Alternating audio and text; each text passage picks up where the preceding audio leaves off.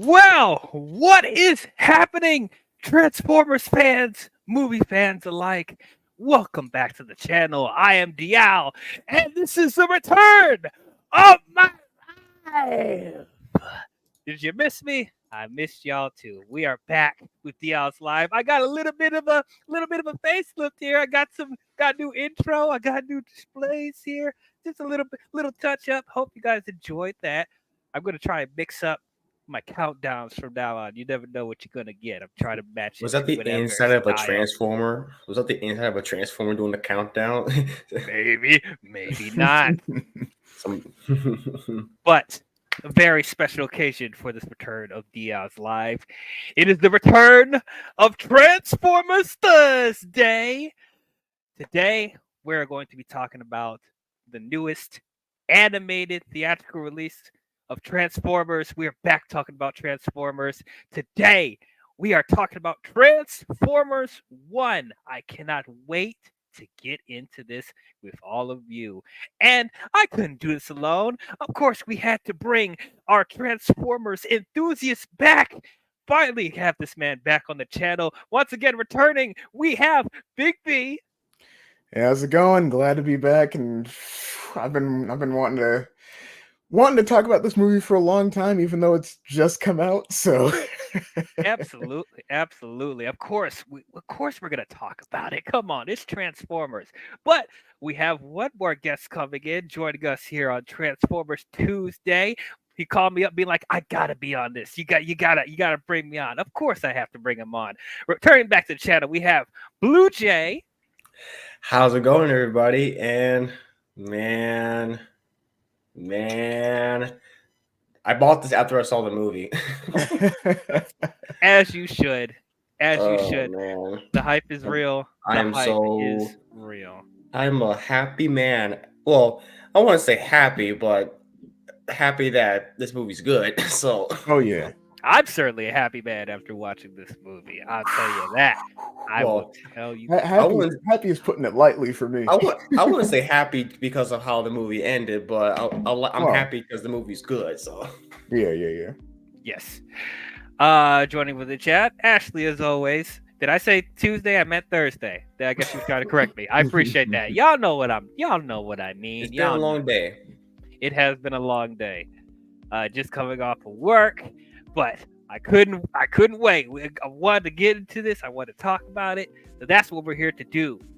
So, what do you say we don't waste any more time? Let us get into Transformers 1. And as always, we have to remind the viewers out there, this is a spoiler-filled discussion. We're going to talk about this movie as if you've already seen it in the theater.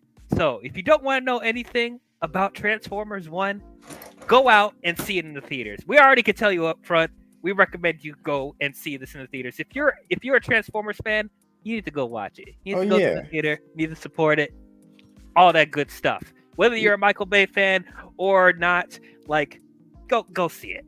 But you have been warned from this point forward. Spoilers on.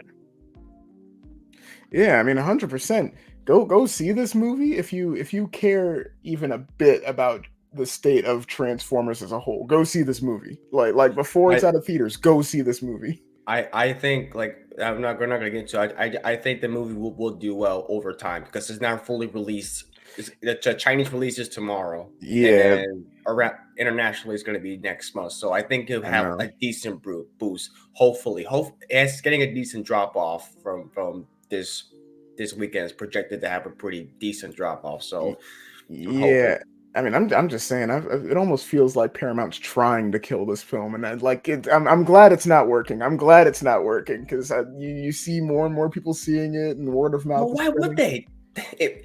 You brought it. So wait, why would they try to kill it? You brought in talented people, directors and writers on board. Why would you try to kill it? Yeah, it's just the staggered release and like the quick. Because it seems, if I'm hearing correctly, they might have like a pretty quick date for it going to streaming services too, which is like that's like come on now, like give it a chance. Like this is not the only movie that it's affecting. Like there's been other films that like are getting digital releases like a few weeks after it's been put out in theaters. Granted, some of those films aren't very good. Borderlands. Oh my god! Don't get me started. I also want to say to anyone, I don't know if anyone that I personally know is watching here, but if anyone that I know that like was a naysayer for this movie, because I was one of those people that was like, oh, like the first trailer looks great, this movie's gonna be great. I told you so. I told you so. More on the story. Listen to Big B. But yeah, I'm pretty sure they saw the writing on the wall because they're like, oh wait, Joker Filet Adieu is coming out not too long after that, so they're like putting their hands up in the air or something. I don't know. That's just my speculation. I mean, yeah, but I get it because I know Transformers hasn't had the best reputation in theaters in the past, few years, but still, yeah, they're starting to get a comeback a little bit ever since Bumblebee, Yep. So, yep.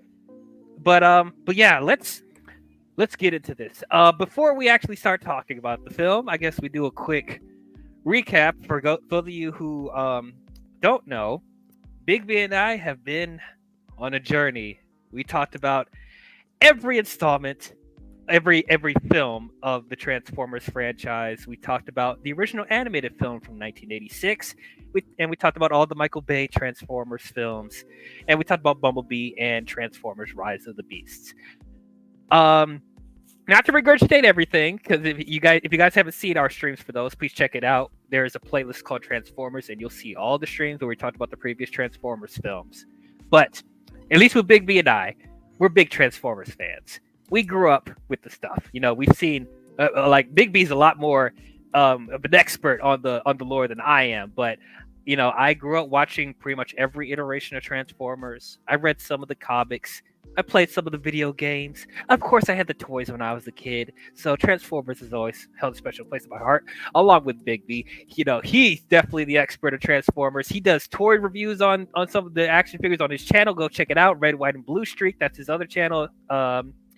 But yeah, so we went on this journey with the films, and we enjoyed the 1986 film. It's a classic. The Michael Bay films. A lot more misses than hits. Mixed bag, very mixed bag. A lot more bad apples than good ones, but in my opinion, anyways. But yeah, I'm with you there. I'm with you there. And Bumblebee came out, and man, breath of fresh air for the franchise. Breath of fresh air. Travis Knight did his thing with that movie and gave us closer to what we wanted and what was lacking in those Michael Bay films. And then Transformers: Rise of the Beast came out, and we thought that was pretty good. We didn't think it was quite as good as Bumblebee, but still, we felt like with that film, it was heading in the right direction. Stephen Caple Jr. did a solid job directing that, and the introduction of the of Beast Wars in that, well, kind of ish, but introducing Beast Wars characters in that, we thought that was really cool. And I think they kind of jumped the shark from Bumblebee to just Beast Wars. I think they just kind of jumped the shark. If you think about it, they did, but I'm just glad that they're including other parts of the franchise, and I'm also glad that they didn't do what Michael Bay did with the Dinobots with the Beast Wars characters. At least Beast Wars are like they feel like characters. Like they feel like Primal is a character. They literally opened the movie with the Beast Wars characters. It was like, okay, great, cool. Yes. All of that, very, very good. So we haven't got your overall thoughts on the franchise, Blue Jay, even though, like, if you've seen them on my previous stream, we talked about it here and there. And of course, your infamous hot take about two certain Transformers. But go ahead, tell us your overall thoughts on the franchise. I've always loved Transformers ever since the 2007 Michael Bay film. It got me into the the Michael Bay franchise in general, but the entire franchise. Maybe not. I don't know every single part of the franchise, but I've watched G1, but I've watched animated. Transformers is probably one of my favorite TV shows, and I played all the games, the movie games, the Cybertron games. I love Fall Cybertron. But the Bay films, look, I like it for what they are. I mean, I see them as just dumb, guilty pleasure fun. And yes, I like skits in my flap. Ooh. There it is. Ooh. There it is, baby. Ooh. Look at that hot take. Oh my! I like. I only like because it's. I like stupid humor like that. It's Michael Bay humor. I grew up with some stupid humor like that. So I mean, I anything. respect it. I respect Hey, it. I have balls, Yeah, Sure do. yeah. I mean, I respect it. I don't agree with it, but I respect it. Yep. I'm just saying. I don't know if Big B heard it before. So like, I'll reiterate it. I mean, yeah, I like it for what they are. So I'm not ashamed for that. So That's fair. But Hey, everyone's got an opinion. Everyone's got an opinion. yeah, I always liked the Bay films.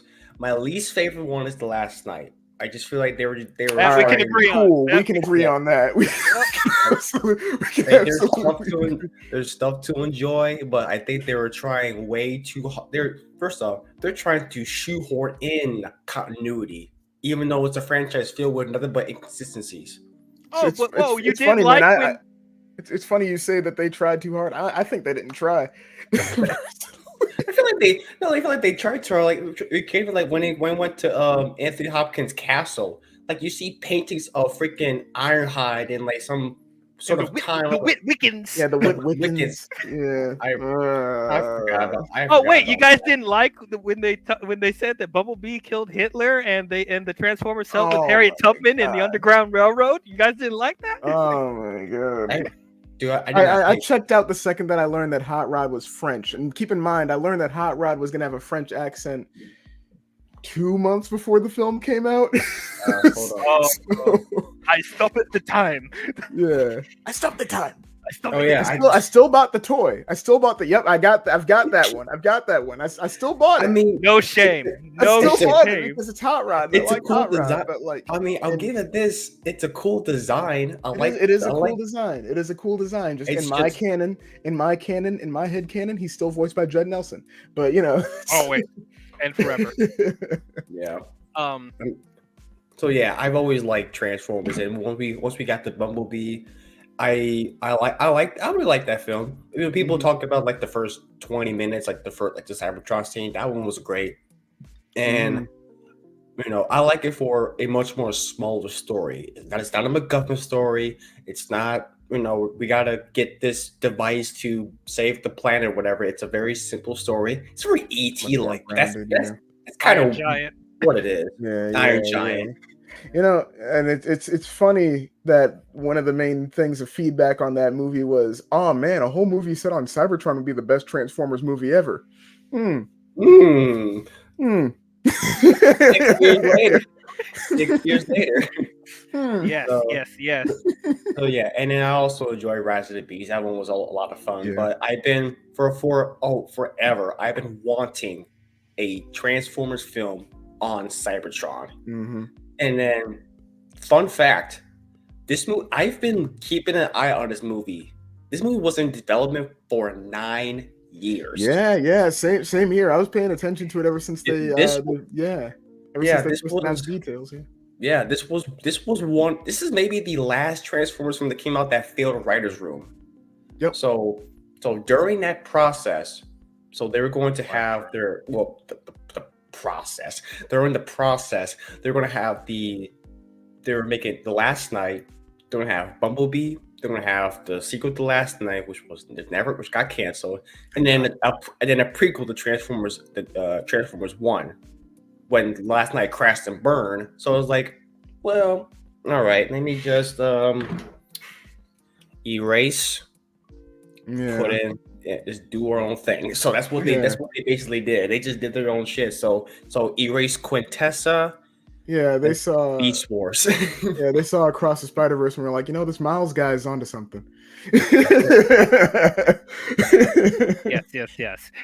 So yeah, as for everyone else, or for at least for most Transformers fans, the one thing that they have been clamoring for, what we've been begging them to do, is a Transformers movie that was set solely on Cybertron. No humans, just Transformers as the main characters. We told them it would work. We told them No it would Shia work. LaBeouf. No No Shia Shia- LaBeouf. No, No Mark Mark Wahlberg. Mhm. No. I love Anthony Ramos, but no Anthony Ramos. No Bud Light. No Beats. No John Turturro. No Megan Oreo Fox. bot. Yeah, no Oreo bot. No Mountain Dew Kim. No brand placement. None of it. No Deep Wang. Deep Wang. Yeah. I blocked that from my memory. Yeah, Anyway, so, yeah. but yeah, so yeah, like as Blue Jay said earlier, like a lot of people's highlights with Bumblebee was that first 10 minutes, 10-15 minutes on Cybertron. It's like we were people like, dude, if they just made a whole movie of that, dude, printing money. You are printing money here. This would have been a very easy film to do. Yeah, It and just- Oh no, it's just baffling that it took them 17 years to do it. yeah, I mean, and it's clear they knew that it would make money, because in the Transformers figure collecting community, the studio series line, they're still making Bumblebee movie figures of characters that only appeared in that Cybertron scene. And guess what? They are selling out. Besides Shockwave, they're selling out. Poor Shockwave. Now Shockwave is shell forming everywhere I go, but like besides Shockwave, they're still selling out. Like Right. they literally made like Cybertron versions of Sunstreaker. Yeah, no, they made a whole subline for concept art characters that didn't appear in that movie that are styled in that, and that's selling out. So like they knew that this would print money. Right. So, not too long after Bumblebee, and probably around the time when Rise of the Beast is about to come out, I do want to mention, I think I did mention this before in the previous streams, they did release a 3-part Netflix series, War of Cybertron. Oh, And yeah, that was rough. yeah, That was rough. like so the first part was good. The first part was good, and the end of the last part was good. It's the stuff in the middle that's like, oh no. Everything else, everything after Optimus throws the Allspark through the portals, like, Yeah, I was I like, think they were. I think there was a part where, see, when the first part came out, I was like, okay, this is up there with Transformers Prime. Then part 2, I was like, okay, they're trying to be so edgy and stuff like that. Like, come on. And everyone talks like this, and it was also like I like kept cringing every time an episode started, because it would start with a Transformers anime. That's not a Transformers anime. That was made by Rooster Teeth. You know what is a Transformers anime? That Studio Trigger 40th anniversary special they did. That's an anime. that's an anime. Look up that if you really want that. But yeah, so like around that time, I was hoping. I mean, because I didn't know if they were ever going to do one. This was like we said, this is before Rise of the Beast came out. I was like, oh, okay, this is not exactly what I was asking for, but hey, at least we're getting some Cybertron content, and that didn't really fulfill me at the time. So after Rise of the Beast came out, that's when they started to really pump up. Like, okay, they're actually going to do a Cybertron movie, and I was like, yes, finally, animated. yes. Now I'm gonna get some get some negative feeling towards what I'm about to say. When I heard it was animated, I was like, okay. Well, look, and I know it's surprising to hear that from me, because I have been praising animation, and I've been like saying how much that animation is treated like second-class citizens and all that other stuff. And it's like I should be like 100% like, yes, this is exactly what I want. I think I was caught up in the fact that, one, like, I really just wanted them to take that first 15 minutes of Bumblebee and turn it into a CGI film. And then second, I'm just coming off of the Netflix Cybertron trilogy. That was a major disappointment. So there's a little bit of a bad taste in my mouth from that. And as far as Paramount Animation, I don't fully trust them at the moment. They haven't See, really proven themselves like Sony Animation has with Spider-Verse, for example. They Paramount. haven't had that hit, as far See, as the that. problem is that they don't have. See, I would say this about if you like say I'll say because I saw a tweet once and I bookmarked it. I say this for a while. They said that according to I think like Lorenzo, I forgot the dude's name. One of the producer. Yeah, according to Lorenzo, a fully realistic Cybertron film would have cost around $500 million. I don't doubt. Like I don't doubt it. If you wanted to look like the freaking Bumblebee film, that'll be freaking expensive. That'll be like Avatar: The Way of Water expensive. Yeah. And I don't think Transformers can make. I mean, it made billions of dollars at the past, but I don't think nowadays. I don't think it could pull that.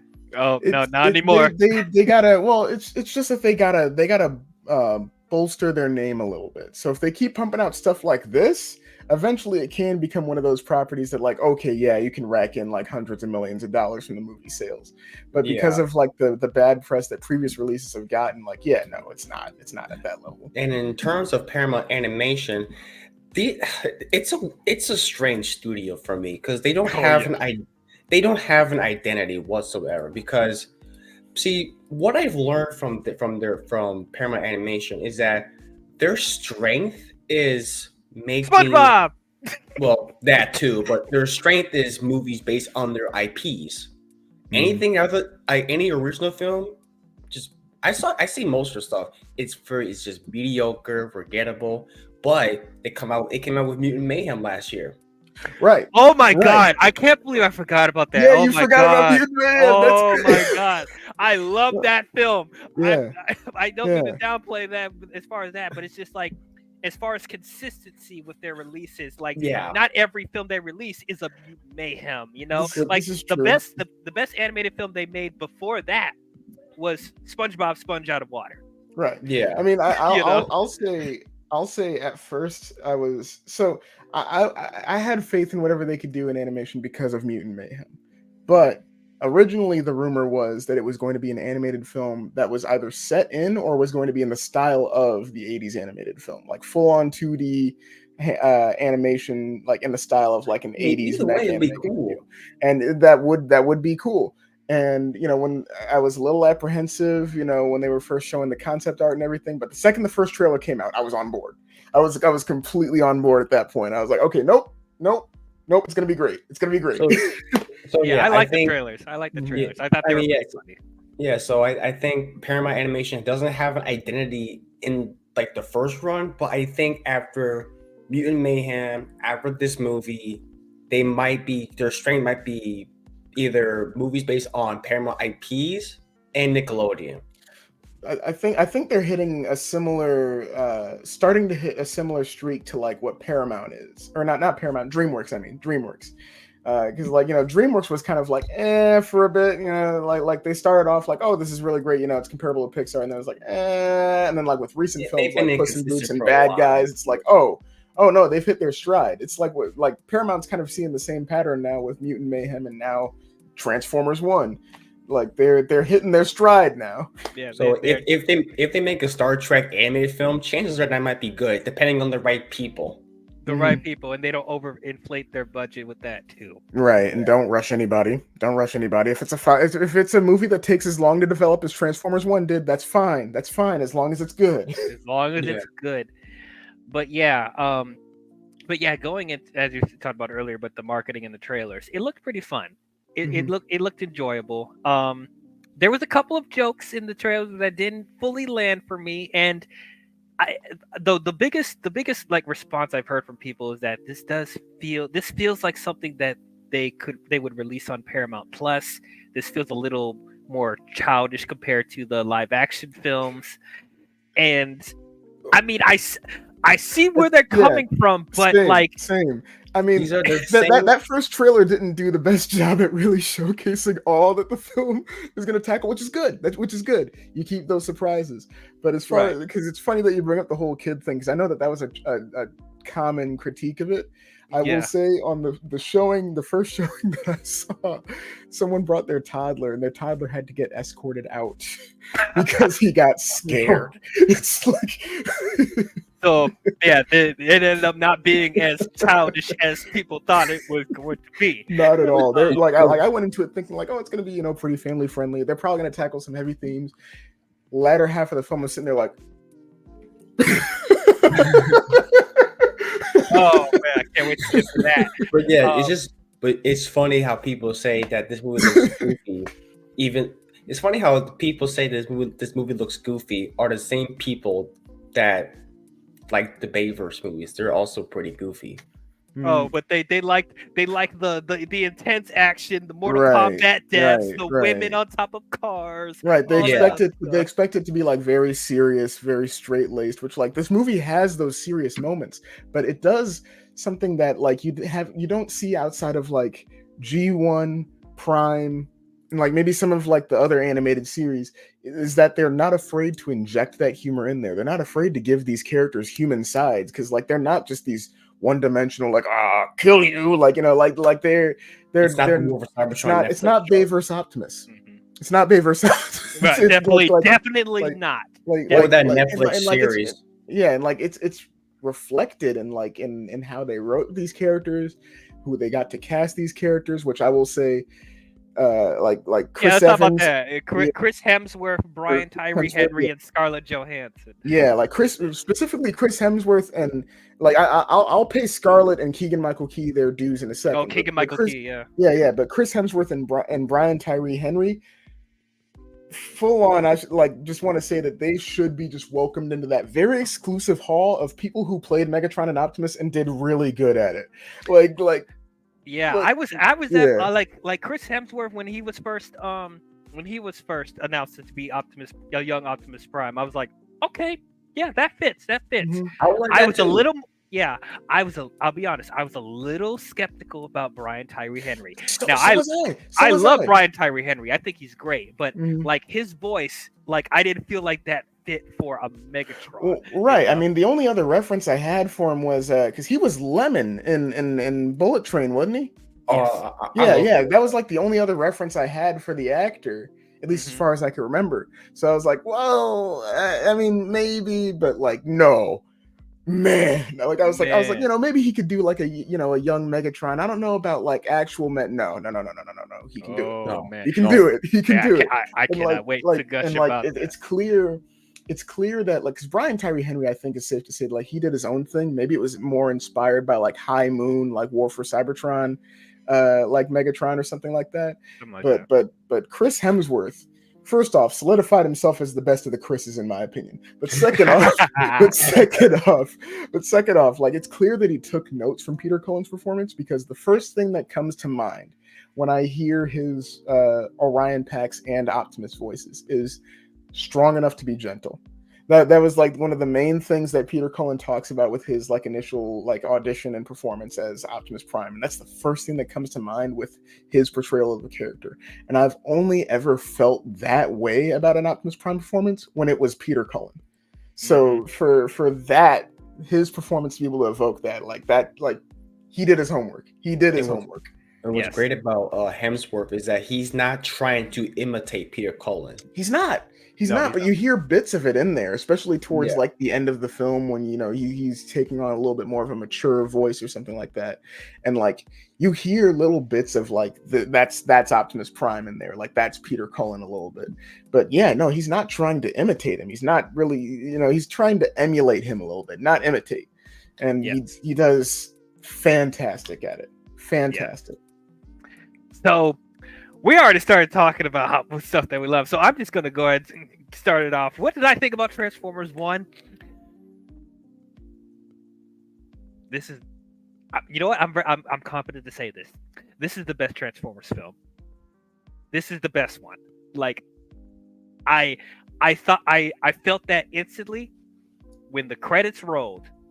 I instantly thought, dude, this is the best Transformers film I've ever seen. Yes, better than the 1986 movie? Yes. Better than Bumblebee? Yes. And you guys know I like Bumblebee too, and Rise of the Beast. But this This is what we wanted from Transformers. This is what we wanted. Oh my gosh. Was it so hard, Paramount? Was it so hard to make the Transformers the main characters of their own movie, and they actually have character development, they actually have resonance, they have dynamics, they have chemistry with one another. You actually like you could this is how great the writing is for this movie. I already know the history between Optimus Prime and Megatron. I already know where it's going to go. Like, there's not really a lot of like spoilers that, like, I know this is a spoiler stream, but to be honest, like, if you're just a general like fan of Transformers, there's not really anything to spoil here. You pretty much know where the story's going to go. But this is how great the execution of the writing is here.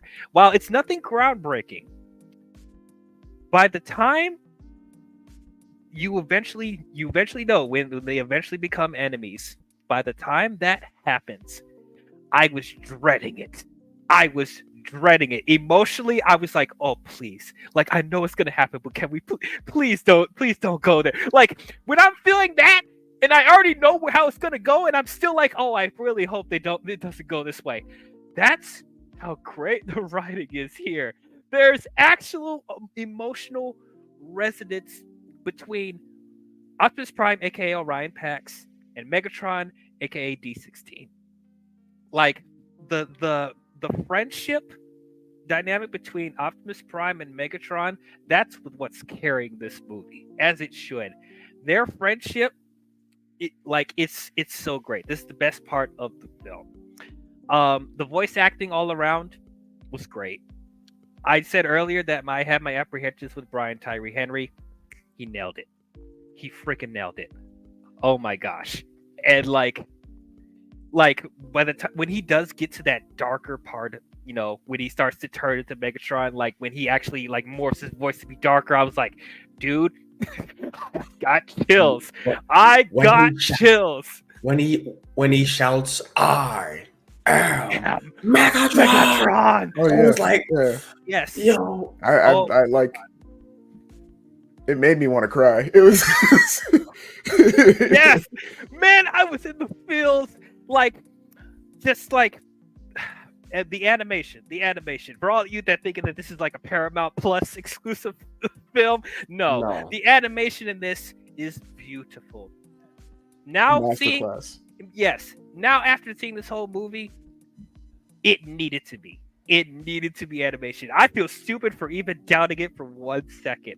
The animation here is great. It is great. I love the animation. This was made at Industrial Light and Magic. They did all the visual effects for the other Transformers movies, so it's no different here. But I like it when they do animation.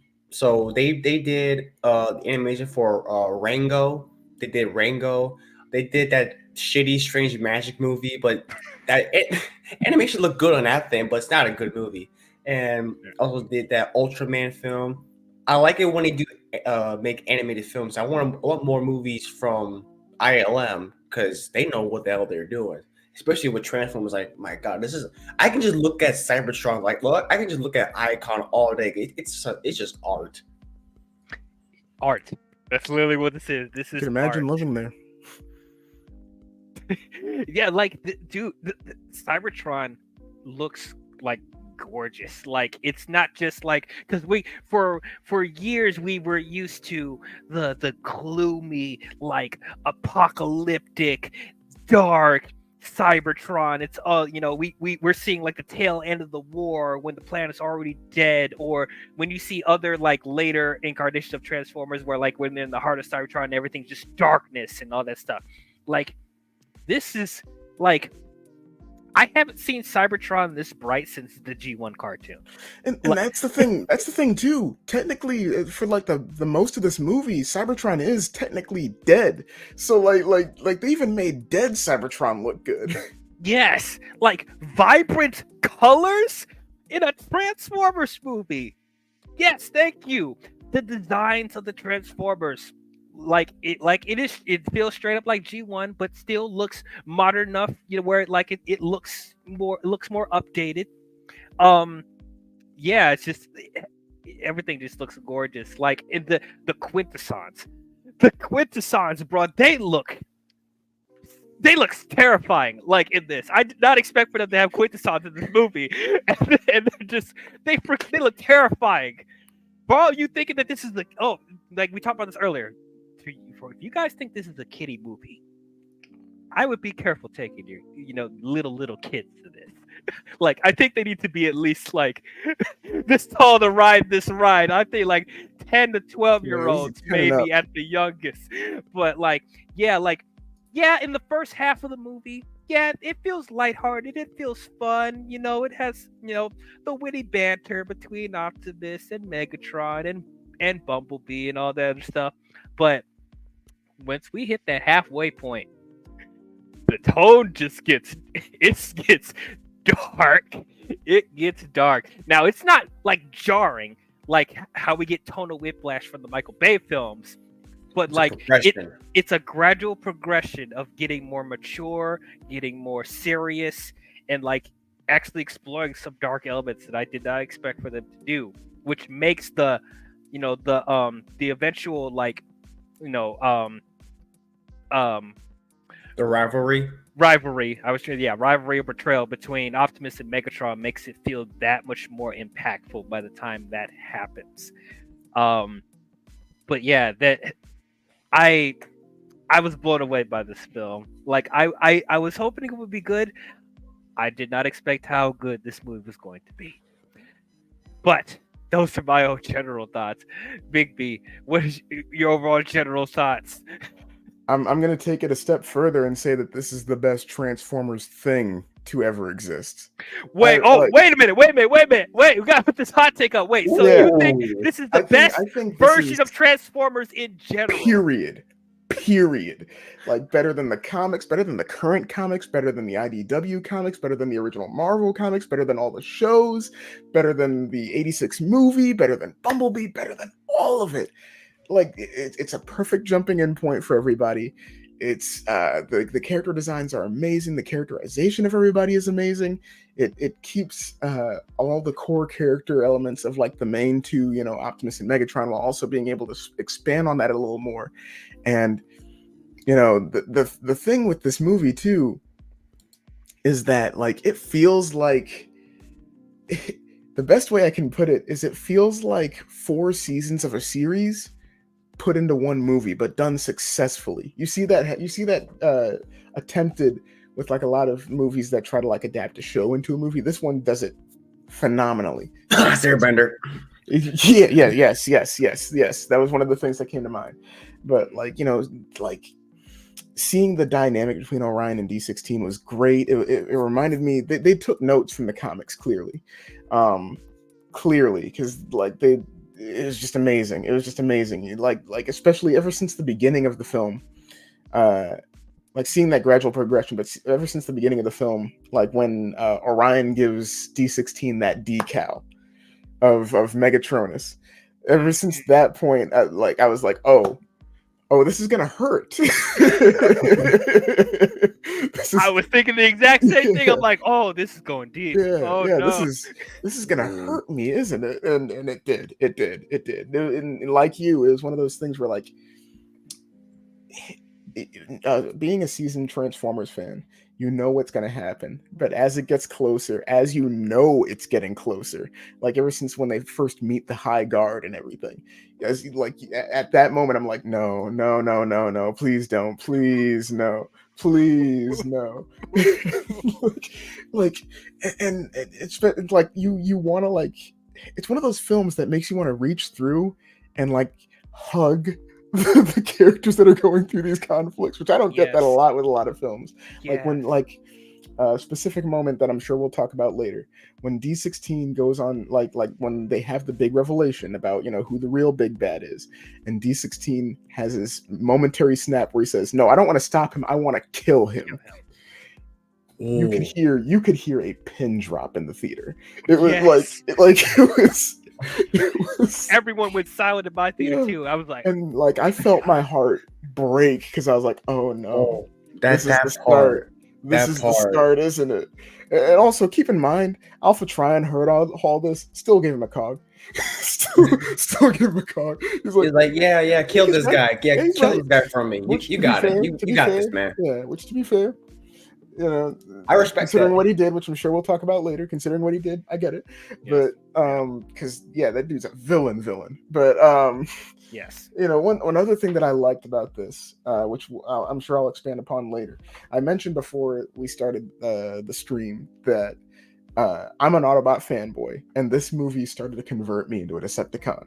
Like I'm sitting here thinking like Megatron did nothing wrong, and I think part of that is because, which speaks to how great this film is. You see the conception of the war. You see the formation of these factions. You see the formation of Autobots and Decepticons, and seeing that conception, seeing what, just like with the comics, seeing that conception and seeing the grounds that these factions are built on makes the audience more conflicted. It starts making people pick sides. It's not just, oh, the Autobots because I want the Autobots to win because they're the good guys. No, now it's like, okay, well, I see Megatron's philosophy. I see where he's coming from. He's right to feel this way, but so is Orion. He's also right to feel this way. And that's part of why I think this film is greater than everything else, because you get that development. You see the conception of this battle. It makes the audience think. It doesn't matter if you're a kid or if you're an adult. You think about it. You start to see where the other side is coming from. This movie will teach you empathy. Like it's really good. And like the characters, the cast was masterful. Eric Pearson and all the other writers, fantastic job. But the cast, I already sang the praises of Chris Hemsworth and Brian Tyree Henry. Scarlett Johansson did phenomenally with her material, with what was given. I was kind of worried about like how she would be, because I'm not familiar with her as a voice actress, so I wasn't sure how she was going to perform. Keegan-Michael Key, during the trailers, I thought he was going to be an annoying character. I thought I was going to hate every moment that he was on screen. And sure, he had a couple jokes that like didn't really land with me, but for the most part, because he had his serious moments too, for the most part, I loved what they did with him. I loved Keegan-Michael Key's interpretation of him. And like now I want to see more of this universe, more of these characters. And supposedly this movie is supposed to be the start of a trilogy if this movie does well. So if that's the case, I need more. So I need more, and I need it now. Yeah, but overall thoughts, like I said, this is just, I already mentioned it's an animation masterclass. The score is amazing, and the characters are phenomenal. This is unequivocally, in my mind, the best Transformers thing to ever exist, and that's my overall thoughts. Woo! And that's saying something coming from the Transformers expert. He's saying this is the best version of Transformers, period. Man. All right, Blue Wing, tell us your overall thoughts on Transformers 1. This is the best animated film of the year. Whoa! I love it. I agree. At first, it was Inside Out 2, because I love that freaking movie. But then I saw this one, and I was like, yeah, can you scoot aside a little bit? Transformers right on top. One. So I pretty much what Big B just said. So like I didn't expect the movie to be great. I thought it was gonna be good. I'd expect it to be like so freaking. I gave it a 5-star on Letterboxd. I was just like, it made me feel at the end. It just made me feel kind of bummed. But like, I mean, I was happy that the movie was great. Then I was like, oh. I kind of feel bummed. And it's crazy. You actually feel emotion for these robots. Something that the Michael Bay doesn't do. Because you know why? They're expensive walking, talking special effects. Because you can't really get emotions out of them because you don't get that much screen time. You're only focusing on humans. I'm like, I don't want to see about Shia LaBeouf's trying to rizz up Megan Fox and stuff. I don't care about that. I want to see Bumblebee. I want to see all that cool shit. So mean, they're like I said, all Olympus and Michael Bay, but they're just a spectacle. They're there for a good time. This is if you want a movie that has good writing, good characters, good voice performances, this is the movie to go. This is for a Transformers film in particular. This is the film to go. And I think this is Transformers Spider-Verse in a way. Because I've always thought like people were skeptical over the first Spider-Verse, Into Spider-Verse. They're like, I don't know, an animated film, even though we just got Tom Holland in the MCU. Best Spider-Man film of all time, they say. Ninja Turtles. I don't know about this one. Best TMNT film, they say. Same thing here. It's a cycle. It's a cycle. Yeah. So Brian Tyree Henry, like not only he's a great actor, he's a great voice actor. Like he played Miles' dad in the Spider-Verse films. Yep. That's how good of a voice actor he is. I just the way he like you said, like where he yelled out, "No, I want to kill him." I was like, oh shit. Holy shit. Because my theater was packed. It was a packed crowd. And then one of them was like, oh. But there was like, oh. Yeah. The pros like, ooh. I was eating popcorn, and the second he said that, I was like, popcorn dropped right back in the bucket. I was like, yeah, my stomach dropped. like I said, my heart broke when he said that. I was like, oh, I want to just give you a hug and tell you everything's gonna be all right. Yeah, like the way his voice dropped was like, I want him to suffer and to die in darkness. I'm like, I wanted to parade him through the mines in chains. Man, it's just something about it. It's like even like the first. I even like the comedy in this. Like the first you could tell this movie has good comedy. Like the funniest thing, that first thing I laughed at was when Orion was breaking to that freaking thing. Yes. And he's like, "Oh, you can't transform. Watch me." Oh yeah, watch this. I loved that so much. Like I'm starting to go into stop motion animation, start to do that stuff. The second that, because I pre-ordered the 3-0 Orion Pax figure. The second I get that, it's the first thing I'm doing.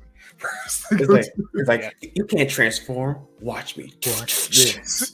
they played the triumphant music and everything too. he started like bending his head down and his arms to the side. And it just cuts to him running.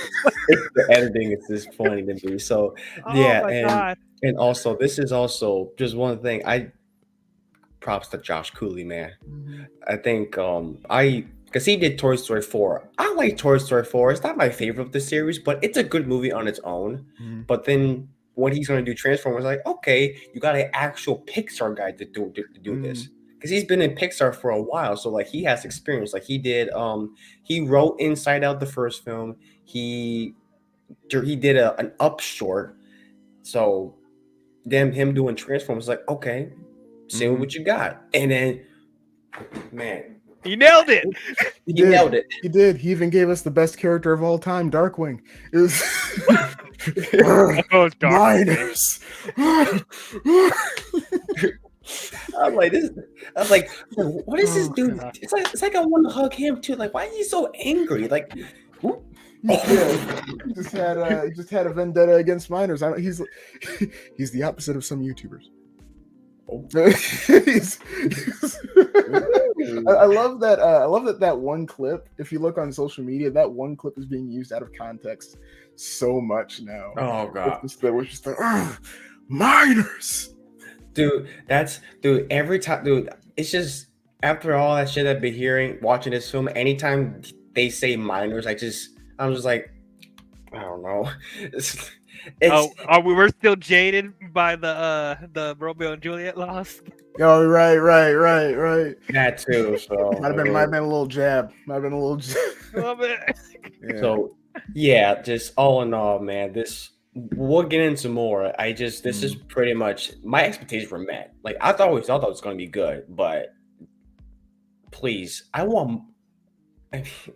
this came out like this movie doesn't really change my perspective of the base films. I like it for what they are. They're dumb fun, all that, but I want more of this. Yeah.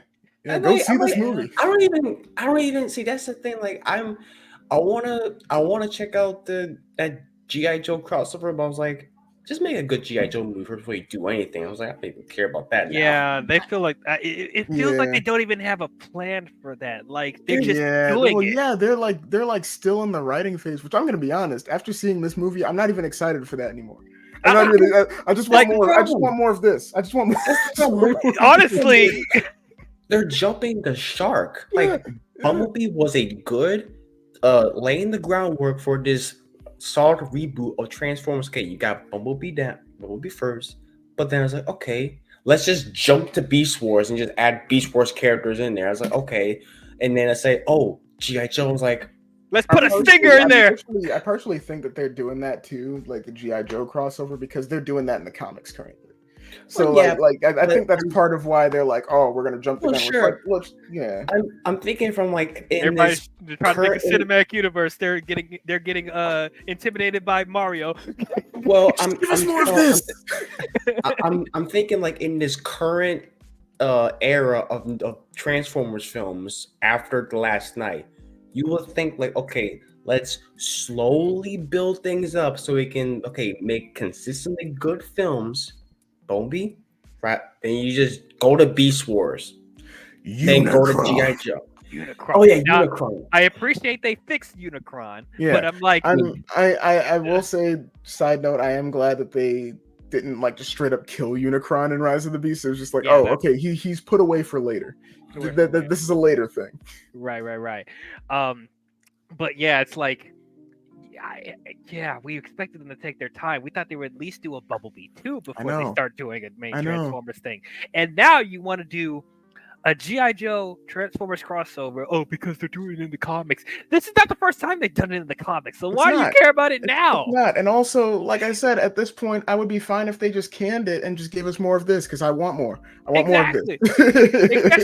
Especially coming off of the horrible Snake Eyes movie that came out a couple years ago. I'm like, do you really want to resurface that right now? You need to get that right too. Let's face it, you're not going to get G.I. Joe right. you just gave up like, nope, the white flag. You tried twice and you failed. Yeah, they somehow made a movie about a cool looking ninja boring. They made him talk. That was the first mistake. Yeah, he's not even Asian. Yeah. But anyway, like at this point, give me a franchise from this Transformers 1. That's what we need. This is what we want. If this is what we'd been getting since 2007, guarantee you would have been pulling in like hundreds of millions of dollars every movie. Guarantee you, like. Guaranteed. Now, I have said in the previous streams, like, if they actually cared about the story in the Michael Bay films, they could have made Avatar money. But like. This, if we started with this from the beginning, this could have been. Yeah, I mean, like speaking to that, and also expanding off of what Blue Wing said, something like, you mentioned that like the Bay films are a spectacle, first and foremost, and they are, and that's part of why I like this movie more, is because like the '86 movie, that is a commercial first, a movie second. The shows, a lot of the shows, except for like Prime and like a couple others, are a commercial first and shows second. The Bay films are a spectacle first, a movie second. This movie is a movie first, an animation spectacle second, and a commercial is like maybe like the fourth or fifth thing. I don't know what the third thing is yet. I got to go see it again. But like I know kids movie. Like even though there are toys for this, there are tons of toys for this, and toys are still coming out for this. They're not trying to get you to buy the toys. Even though that is a successful like byproduct, like a successful like result, but they're trying to get you to enjoy this movie. And like I see in the chat like Ashley saying like I want to see it again. That's exactly what I said like the second I got out of that theater. I was like, I want more of this and I want to see it again. And like if they had like it was one of those movies. Lord of the Rings is one of those ones where like, I wanted an extended cut. I sat down and watched the extended cut. This is one of those movies where if they had like an 8-hour cut, I'd watch it. I'd sit down and watch it. I just like being in. See, that's the thing. I just like being in Cybertron. See, that's the thing. I like the people say the first half is a little slow. I like the first half of it because you're hanging out with them. I like being in Cybertron. I like seeing the world, and I like seeing all the Easter eggs, all the characters. Like you see RC, you saw Prowl, you see. But also, I have to ask, what is up with this franchise of obsession with doing Jazz dirty? I mean, Jazz is getting something torn. Look, it's not as bad as Cliff Jumper, all right. Let's talk. That's true. That is true. But also, Cliff Jumper has it worse. Yeah, but also, I love that I could I love that I could identify, because I went to go see it with my sister, and the whole time when they were showing off, like when all the background, I would, but when they had all the background characters. I was sitting there like silently pointing all of them out. I was like, "Oh, that's Hound, that's Sideswipe, that's Sunstreaker, that's Ironhide, that's Ratchet, that's Prowl." Like you could recognize everybody. That was great to me. Yes, they had you're actually able to distinguish which one they are. And like you saw everyone going about their day. Like even like the short thing where Orion like crashes through the ceiling and like interrupts like what probably like a banquet or like a gambling thing or whatever, like a casino, like a casino or something. Like everyone's going about their day. This is a Cybertron that feels lived in. This feels like somewhere where where you could live. I could imagine living there. And this wasn't just a cyberized Cybertron. There were organic parts to it. There was wildlife. There was grass. And like I know that was a thing that like people were complaining about a bit. Like, oh, why is there organic stuff on Cybertron? Why wouldn't there be? Why limit yourself? This transforming deers? Why is there deers? Why are you limiting yourself? This is a fictional universe of fictional robots that are alive and can feel and have emotions and have day-to-day lives. This is a world that feels like it's lived in. Like even while it's dead, because it's technically dead for most of the movie, except for like the last 3 minutes. It's a dead planet that feels like you could live there. It's not just geometry and honeycombs. It's right. Because like when you look at the movie itself, it's just like people want like a. I mean, I was kind of like that when I first saw the trailer. I was like, okay, why there's your deers around? But like, I get this is like I look as a different interpretation of Cybertron because you got all this greenery around. It's nice to look at. I mean, when they were in the surface, I was like, oh, it's a pretty nice. I like the grand scale of it. Yes. But just them and Icon, I just look at it. It's just beautiful. Like every building is almost like. I think there's a fun fact that they. Based on this on Art Deco, in a way, like it just looks amazing. It's just like I said, I want to be a Transformer. I want to live there. Well, not the war. I don't want to be in the war. It'd be badass. It'd be like just shoot them. It'd be like, you want a piece of me? You want a piece? No, I want two. No, like I'm usually not someone that's for movie tie-in games. I want a movie tie-in game. I'm sure they're talking about it. I'm sure they're talking about it. I want an open world RPG Transformers game that's set on this Cybertron, please. That would be nice. That would be nice. But yeah, this is the type of world building that I love to see. Like they as you said, that you could tell they've done their homework. They actually did research on the Transformers. You could actually, if you are a hardcore Transformers fan, there's a lot of things to point out. And like as far as this, yes, you said the detail in Icon, the detail on the surface of Cybertron is just it's great. It's so immaculate. But this is the type of world building where if you aren't like a huge Transformers fan, you're not going to be lost. There's like this movie doesn't expect you to have knowledge of the Transformers lore going in. This is the type of story and the type of world building where anybody can come in, as you said earlier.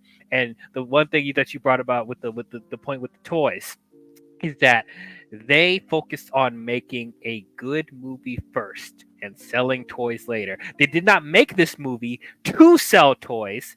They made this movie so you would want to get toys from it. There's a difference. I literally saw this movie on Sunday. After I saw it, the mall I was in, got the theater, I went to GameStop. Bought this. So it's the War for Cybertron Optimus Prime, and I was like, I first off, I love that. I love that game. I also follow Cybertron, but this is this made me want to get it because I have a couple Transformers in there. I mean, most of them from the movies. I got the Fallen, so I got all those some of the characters right there. But it made me want collecting again. Yeah, exactly. This is what you. I think this is the lesson that that I don't want to throw too much shade, but it's the truth. This is something that Marvel and Star Wars could be learning from. If you make the characters likable, if you actually make characters that people want to follow and are engaged with, they will want to buy toys or merchandise for that character. Yeah. I mean, shoot, like I went and got this a couple months before the movie came out, because this came out in July. I got it like the month it came out, because I once again figured I was already gonna like the film. But now, after the film came out, 3.0 announced that they're doing like highly posable versions of the characters that like don't transform and everything. I normally don't do that for Transformers figures, because usually I like my Transformers figures to transform. I pre-ordered all of them. Every single one. I pre-ordered every single one. I will collect them all. Yeah, I was like, I'm going to take all of them. Yeah, and they're selling like die-cast models of the vehicle modes that don't transform. I pre-ordered them. Dude, his room's gonna be filled with Transformers 1. Yeah, like I've already got a shelf that's full of like Generation 1 and movie stuff. It's good. I'm gonna need a whole different shelf just for this version of Optimus. You know what I'm waiting for?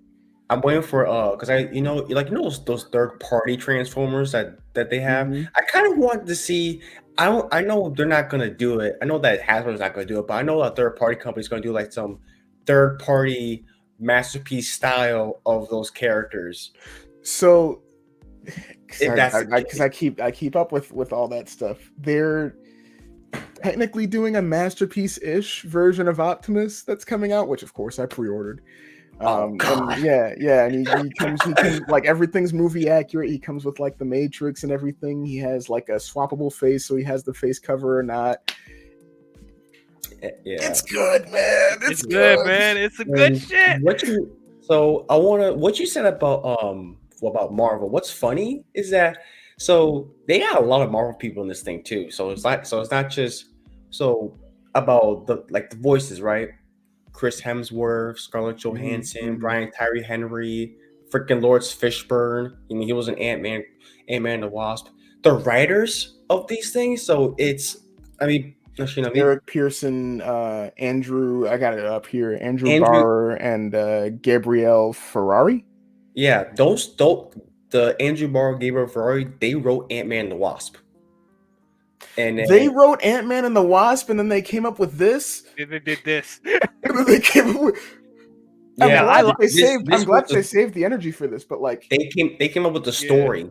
They came up with the story and they wrote it. And then you have Eric Pearson, who is a Marvel guy who wrote Black Widow, Godzilla vs. Kong, Thor Ragnarok, and then the upcoming Thunderbolts.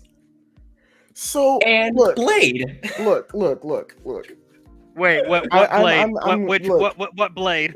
Look. I'm Blade. There's only gonna be one Blade. No, but like I want to complain. That like, oh, why weren't those that good? But I'm very glad that they held off on that. Whatever.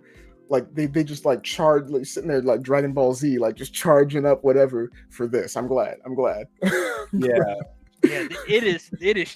That is very shocking to hear their lineup. And I like Ant-Man and the Wasp, but I'm like, what? Where was that with? Right. He also did some they locked in for Transformers 1, and I appreciate them for that. They also did some uncredited rewrites for Pacific Rim Uprising. What? And Ant-Man the Wasp Quantumania.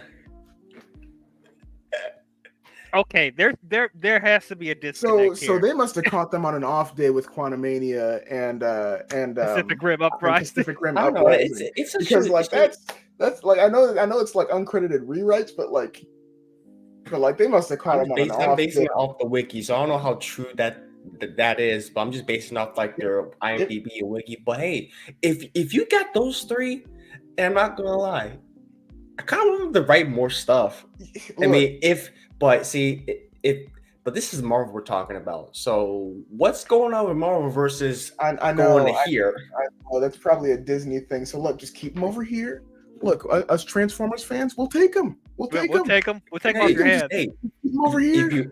if you want a job, hey, if you want to keep writing, look, if this movie's successful, bring them back. You can bring in Josh Cooley back. That's something that I really hope that they don't do. If this movie does well and they actually make a trilogy, because from what I heard from like the interview, they want to do the war for the next one, and then like the war on Earth and the conclusion of the war.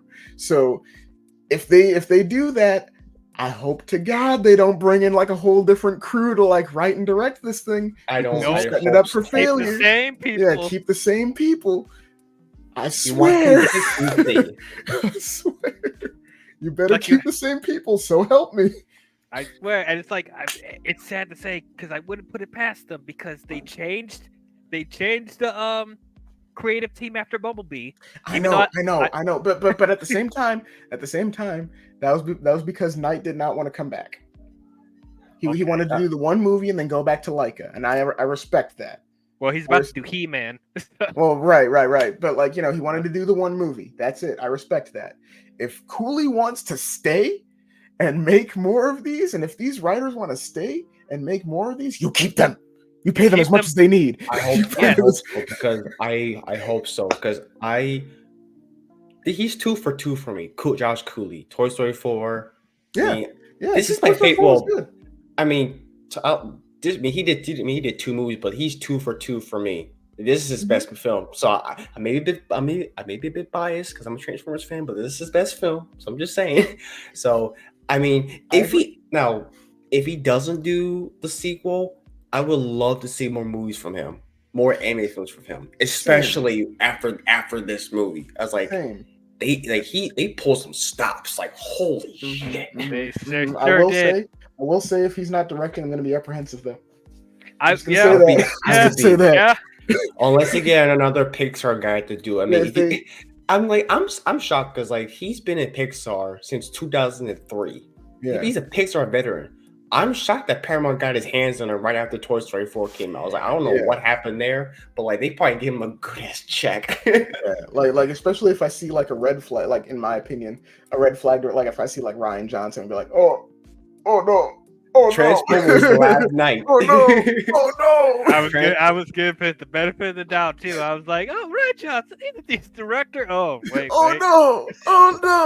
Like So just keep Cooley, please. Keep him, please. Keep the writers, please. In other words, go see this movie. Make him stay. Like I swear, because from what I hear, it's going to be going to streaming services pretty soon. So please, please, before just to give them box office sales to show them that we want more of this. Yes. Go see the movie. Go see the movie, please. Instead of Team Joker for go see Transformers. And normally, even when it comes to Transformers films, normally I don't care if you're seeing it legally or illegally. If you're seeing it illegally, you're part of the problem. I'm sorry. Go see it. Go see it. You really are. You really are. They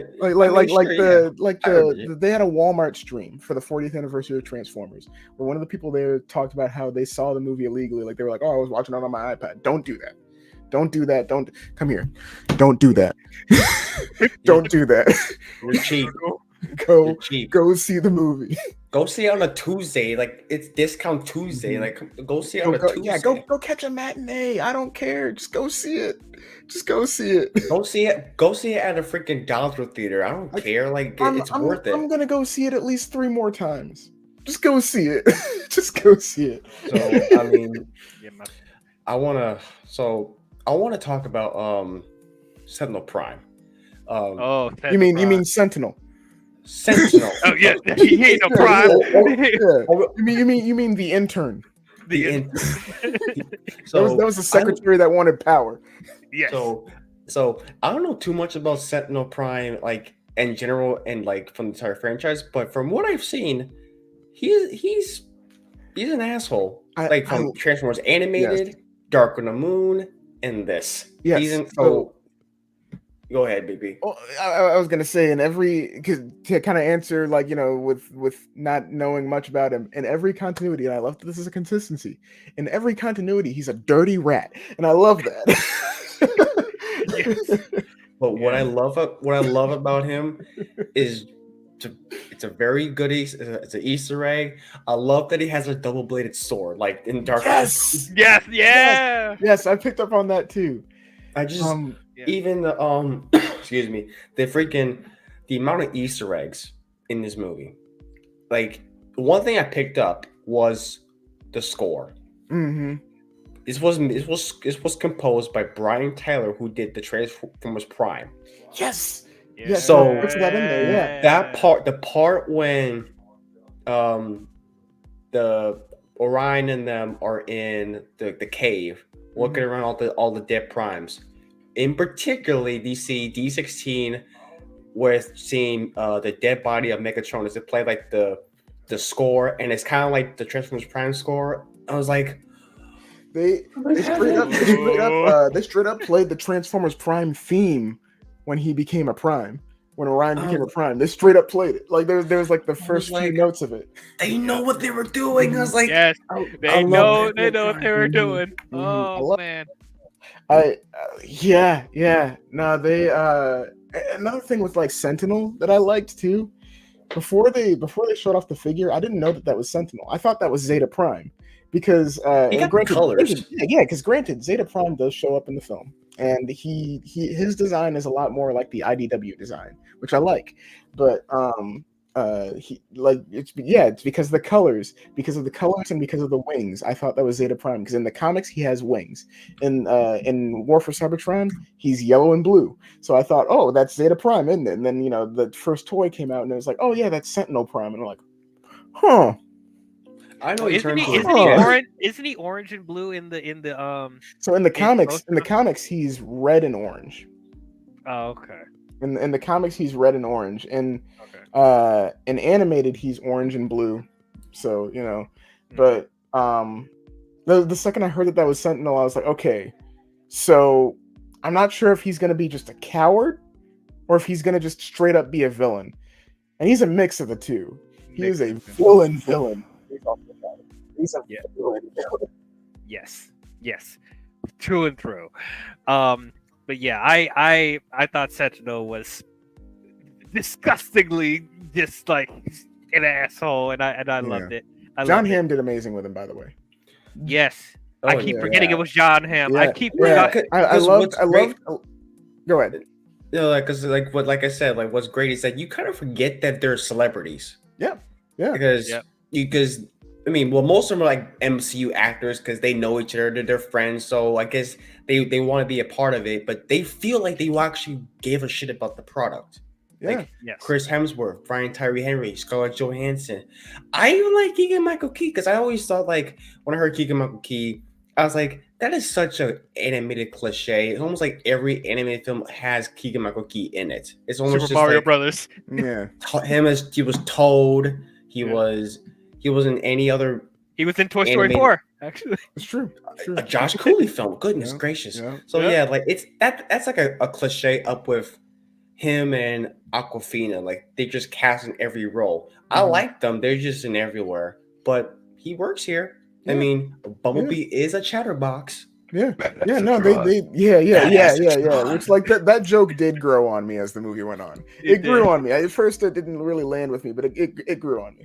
But the part where he was hitting on Alita 1, he was like, "Hey, I'm a B-127. You deep in the face earlier, badass-atron. Yeah, I'm gonna need you to talk less. Yeah, talk less about what? I mean, he keeps talking. But kind of going back to Sentinel, I loved him and Arachnid. Their dynamic. I loved that. But Arachnid is pretty cool. Yeah, but I loved the scene where the first scene that you see in the trailer, where it's like, oh, how long do you think we'll be here? I'm not talking to you. But when Sentinel shows up in there, that was a scene where I was like, okay, I'm not sure if he's a bad guy or not, because like he kind of seems genuine. When you see where all the primes died, I was like, okay, maybe there's something up. But like during that scene when he's like, oh, oh, we're not getting demoted, and he's like, I'm like, okay, so he might just be like kind of like an insensitive good guy, like a very egotistical good guy, and that's fine. Right. He's like later legends, and like I was like, okay, that's great. Yeah, loved it. I like that the movie kept you guessing, because like you didn't instantly think, oh, he's gonna be the bad guy, but like he's just like, he could just be a cocky prick. I or whatever. wasn't guessing. Well, yeah, at first I thought he was just kind of like classist, because like when they're in the race, he's like, are those minors?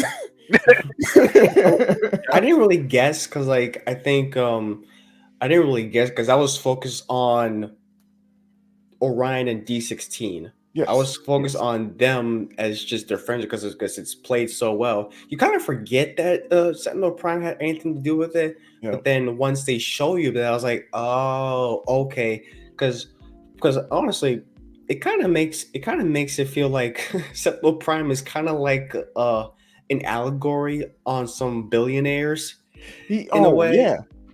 He's like the 1%, and then you got like all the blue collar people that are like revolting, and and then like I think D16 and I kind of have a real relationship because it's be like, Sentinel Prime is kind of like give him some overtime or something like that. I was like, man, this is bullshit. Yeah. I also loved like, just I know I'm kind of bouncing all over the place, but I love the chemistry with the entire cast, because the whole cast had like great chemistry, like in which brought in some Easter eggs. Like there was the scene where like Alita's giving like the pep talk to like the rest of the miners as they're like about to go into the mine, and Orion's like, oh yeah, I feel like I could take on whatever, and Alita's like, yeah, you don't have the touch or the power, and I was like, okay, right. Yeah, or like the whole I love and like the way everything flowed too, like the comedic timing on everything, where it's like, I'm gonna get fired for this. Oh, they're not gonna fire you for this. Alita 1, you're fired. Yeah, it's like, it's the simple timing like that. It's like what makes the humor work really, really well. And it's like, even with humor that you would expect to overstay his welcome, like some of the stuff that even Bumblebee was saying, like the badass run, like he does, like they do it the right amount. They don't like overdo it. Like they know the right amount of time to do it, and they know the right moments to do it. Like there's like they're in the middle of a fight scene or whatever. And then it's like, and then he goes, Badassatron, and I was like, yeah, you're Badassatron. Yeah. I had the same reaction. And then what I liked about this movie is like, I'm gonna compare this to Marvel because I got to, is that when there's a serious moment, you go through the serious moment. You don't follow up with a joke. That's what I think. As much as I like Marvel, they do that constantly. Yeah. It's go ahead. Oh yeah, it's just like whenever there's like a serious moment, like a shocking moment, they always have to follow up with a punchline or a joke. Just a punchline. It's like no, if you're going through the emotions, go through the emotions. You gotta go through all the serious stuff that you just witnessed, and then particularly that scene in the cave where we were so Alpha Trion with D16 yelling at Orion's like, I want to kill him. I was like, they let that played out. They didn't do none of that. Like after, like once that happens, we're in a downward spiral now. Yeah, and even when they do have serious moments that are punctuated with a joke, they do it tastefully, and they don't do it every time. They do it sparingly. Like they had the big fight in like what I'm gonna call Sentinel's throne room, essentially. And Bumblebee's like, oh, B-127. He's sitting there like, oh, check it out, I got knife hands. I'm gonna cut these guys. Come here. It was like, okay, that's that's funny. A little funny. Yeah. But yeah, all that was good. So I gotta ask this question for all the Bumblebee people out there. I think I know what you guys' answer is going to be. Oh, is this a better version of Bumblebee than the Michael Bay film? I'm so tired. I'm so my tired of Bumblebee not having a voice or having I'm his tired voice of the snatched from him. I'm so tired of it. I'm tired of the fact that that became like an industry standard. And I hope that if this trilogy happens, they let him keep his voice, because I like Bumblebee with a voice. I like him when he's talkative. See, Yeah, the sure. point- People might think he's overly talkative now because he hasn't had a voice for like 10 years. But like, you know, I like that he talks here. I like the stuff that he has to say. Let him keep his voice, please. This is the better version of Bumblebee. This is how he was in G1. This is how he is in iterations before 2007. Let him keep the voice, please. I honestly feel that whole Bumblebee talking thing, like, I mean, it was fine earlier until they decided to just make it a standard. Like, oh yeah, I remember War for Cybertron, he talked. And then Fall of Cybertron, he never talked. I was like, what happened in between? That. They took away his voice in Fall of Cybertron. And then also, like with Bumblebee movie, when he started off the movie with a voice, I was like, that's a perfect voice for him. That's great. That's fantastic. This makes me think of War for Cybertron. This is great. And then he was, then he had the scene with Blitzwing. Let's make it official. No. I'll never talk. I was like, also, if this trilogy happens, I think they kind of just, they make a joke of that. I was like, I'm gonna need to stop talking. I was like, yeah, I think that's a little bit foreshadowing right there. The closest they got with someone losing their voice was Steve Buscemi as Starscream, which was perfect casting, by the way. But he did his thing. Yeah, and they kind of explained why he has like that screechy voice and any other iteration. He just choked his freaking vocal cords out. Like, is that all you got? And they talked like that they even had a joke about that because they're captured and he's like Sentinel, we're gonna string you up by. He's like, your voice is weird. I hate it. I will laugh out loud if they kept that in the sequel. If they kept him like they kept that for the rest of the movie, so I wouldn't be surprised if they did. I feel like there was a reviewer that I saw. I forget who, but there was a reviewer that I saw that did like a spoiler. It did a spoiler review on the movie. I think it was a spoiler-free review actually, and he mentioned how he thinks that if this movie does get a trilogy, that Megatron isn't going to start like Megatron still isn't fully evil. That you're going to see his descent into madness as the movies go on, and part of what you might see representing that is how he abuses Starscream. Kind of like how he, like in a similar fashion to how in 2003 Ninja Turtles, how Shredder kept taking parts of Baxter Stockman. You might see stuff like that in these movies, which I'm hoping that we do, because that'd be kind of funny. But it would also be kind of cool to see how Starscream is affected by that and how he transforms when it comes to that. But I also found that moment kind of dark too when that happened too. I was like, when he got into that fight with Starscream and then started talking about this voices thing. I was like, that was really intense. The second they started fighting, I was like, oh, so this is where he gets the fusion cannon, isn't it? And then sure enough, there it is. There it is. I want to point out something that I've also seen pointed out on social media with D16. Have you noticed? I don't know if you noticed during when you were watching that they gave him a character quirk where every time he's in a stressful situation or anytime he's about to get violent or get angry, he licks his teeth. What? Did you notice that? I didn't know that. So if you go back and see this movie, look back, you'll see it. Anytime he's about to be in a stressful situation or anytime he's about to get violent, he does just immediately, Interesting. I thought you were about to say the eye, but that's a bit too obvious. I mean that they weren't really subtle with that. Which I loved that at the end when he goes full Megatron, you see the tracers, the trails of energy coming off of his eyes, just because of how angry he is. Yeah, that was great. That was really good. No, every time he's about to be in a stressful situation, he just kind of licks his teeth a bit, he's about to get into a street fight. Mm-hmm. I'm about to watch it again one day. I'm gonna keep an eye on that. You'll see it. Speaking of Starscream, what I like what they did with the main Decepticons from the show, how they started out as what were they called? The High Guard. The High Guard. They didn't start out evil. By the way. High Guard. That's a really cool uh allure to have these characters expanded on, because as you were talking about earlier, like the gray area, like the Decepticons aren't just straight up evil, like they're just put in this really bad situation and they have to fend for themselves. And I like what they did with the High Guard here. You see Starscream, Shockwave, Soundwave, like they all started out just they're on their own and they have to fend for themselves.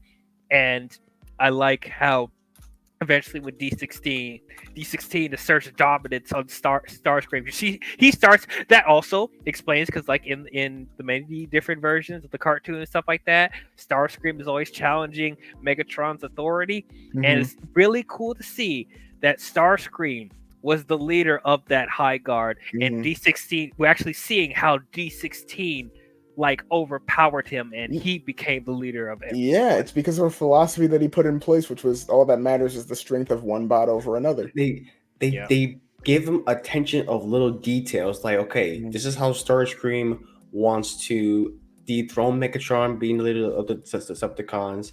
This is how it's going to lead into that. And then you have they pay attention to the progression of how they became enemies due to the circumstances around them. Yeah, and it's like something that they can't control. Yeah, I mean, like, for before I go any further, I do want to say the only character I didn't really like the characterization of was Shockwave, because he was less logic and more just kind of like he was kind of more bronze than brain. Just kind of like, he didn't even really have enough moments to show his brain. Yeah. Why should we follow you? We will follow you. I like the part when Bumblebee was gagged. He's like, why is he gagged? Because he was talking, even when he's unconscious, especially when he's unconscious. Yeah. And then when we got the gag off, like, I told you that won't work. Yeah. Or like when they got up from the rubble and like he's like what? He's like, why are we taking orders from you? And Lita just comes up, just punches him like Superman punches him. He's like, you punched me in my eye. But no. One other thing I wanted to say was I like that it's like Orion said, things didn't have to end this way. Like the Decepticons forming, the deepening rift between him and D16, it was all pretty much a result of not just Orion's actions but D16's actions, but it kind of like it really solidified with Orion's actions when he decided to banish them all from Iacon, instead of like being like, oh, let's fix this, let's salvage this. No, get out of here, you're done. But like, one detail that I liked, which also you might notice it if you go see it a second time. I don't know if you've seen it. You saw it in the first showing. When he banishes D16, Megatron's optics dim for a second. Yeah, I saw that. Well, like his rage subsides a bit, and it's like that's like that little remnant of D16 that's still in there.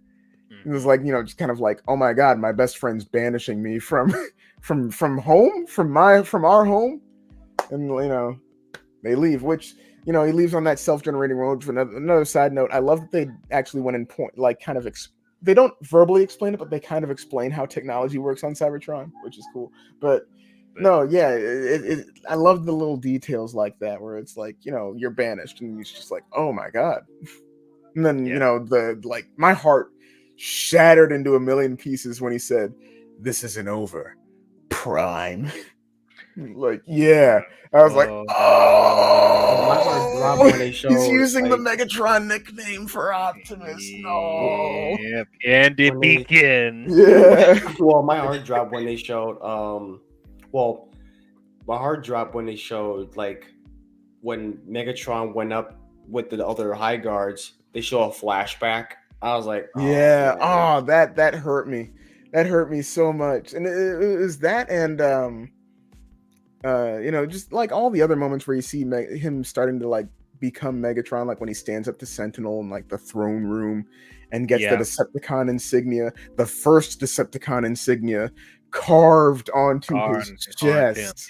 You know what I liked about that too? I think we mentioned this earlier. Is that symbol came from one of the primes that he looked up to, Megatronus. His idol. I loved that, and I kind of wish that they would have just kept that like kind of like carved in symbol instead of like giving him a proper one. I kind of wish that he was the only Decepticon to just have that one carved in there, like a scar. That would like I kind of wish. I wonder.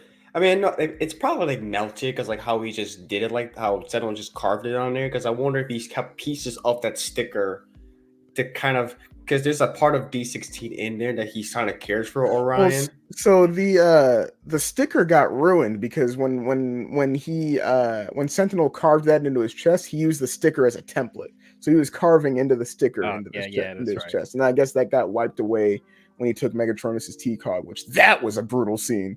That was the part where people were getting like, I got it, I'm out. Is that the kids movie? Yeah, he's like, just ripping him in half. It's like, he's like, the age of primes has ended. No more false prophets. Yeah, that was crazy. Another thing that like made my heart sink when Megatron attempts to kill Sentinel the first time, and then he tried to shoot Sentinel, and then Orion jumps in front of it, shoots him. Dude, and then he's about to fall off, and then he grabs his head, like, why'd you do that? Why did you do that? And then you just see you see D16 just face turns like, I'm done saving you, and then just lets him fall. I was like, dude, theater was dead silent. You could have heard someone breathing. It was like, no, my theater, my theater was packed. They gasped. Mm-hmm. They were like, mm-hmm. and then when D16 says, I'm done saving you, and then they say, and there was another. I was like, dude, it's a Transformers movie. People are gasping at a Transformers movie. What kind of bizarre world is that? I loved the parallels with the creation of Megatron and the creation of Optimus, like those both happening at the same time. But there was a YouTube comment I saw that really like put it into words that I was searching for, and that's that Megatron was created kind of like as a result of Orion's like care and love, in the sense like, you know, like, hey, we got to do things the right way. Whereas Optimus was created out of injustice, out of rage, out of hatred, because Megatron was like, no, I need to kill this guy. You're in my way. And that's what ends up resulting in, like, that both of their actions towards each other resulted in the creation of both of their new identities. That was like, dude, it's so good. It's so freaking good.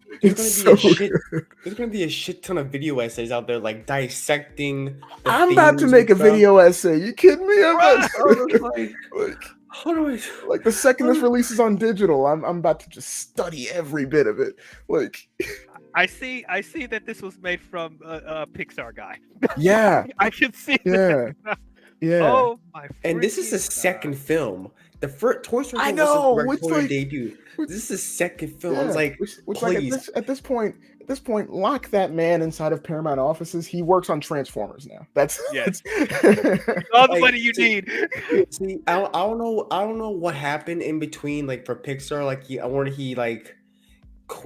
say he quit. He probably got moved to Paramount, and kind of like, if he like works over at Paramount Animation, make him like the freaking CCO or something like that. Like, right. That this is our Kevin Feige. This is our... this is Moses. Like, he's taking us to the promised land. Go. Man, he. No, the trilogy needs to happen. The trilogy needs to happen. Yes, we need it. Just like I am almost as excited for this trilogy as I am with Spider-Verse, bro.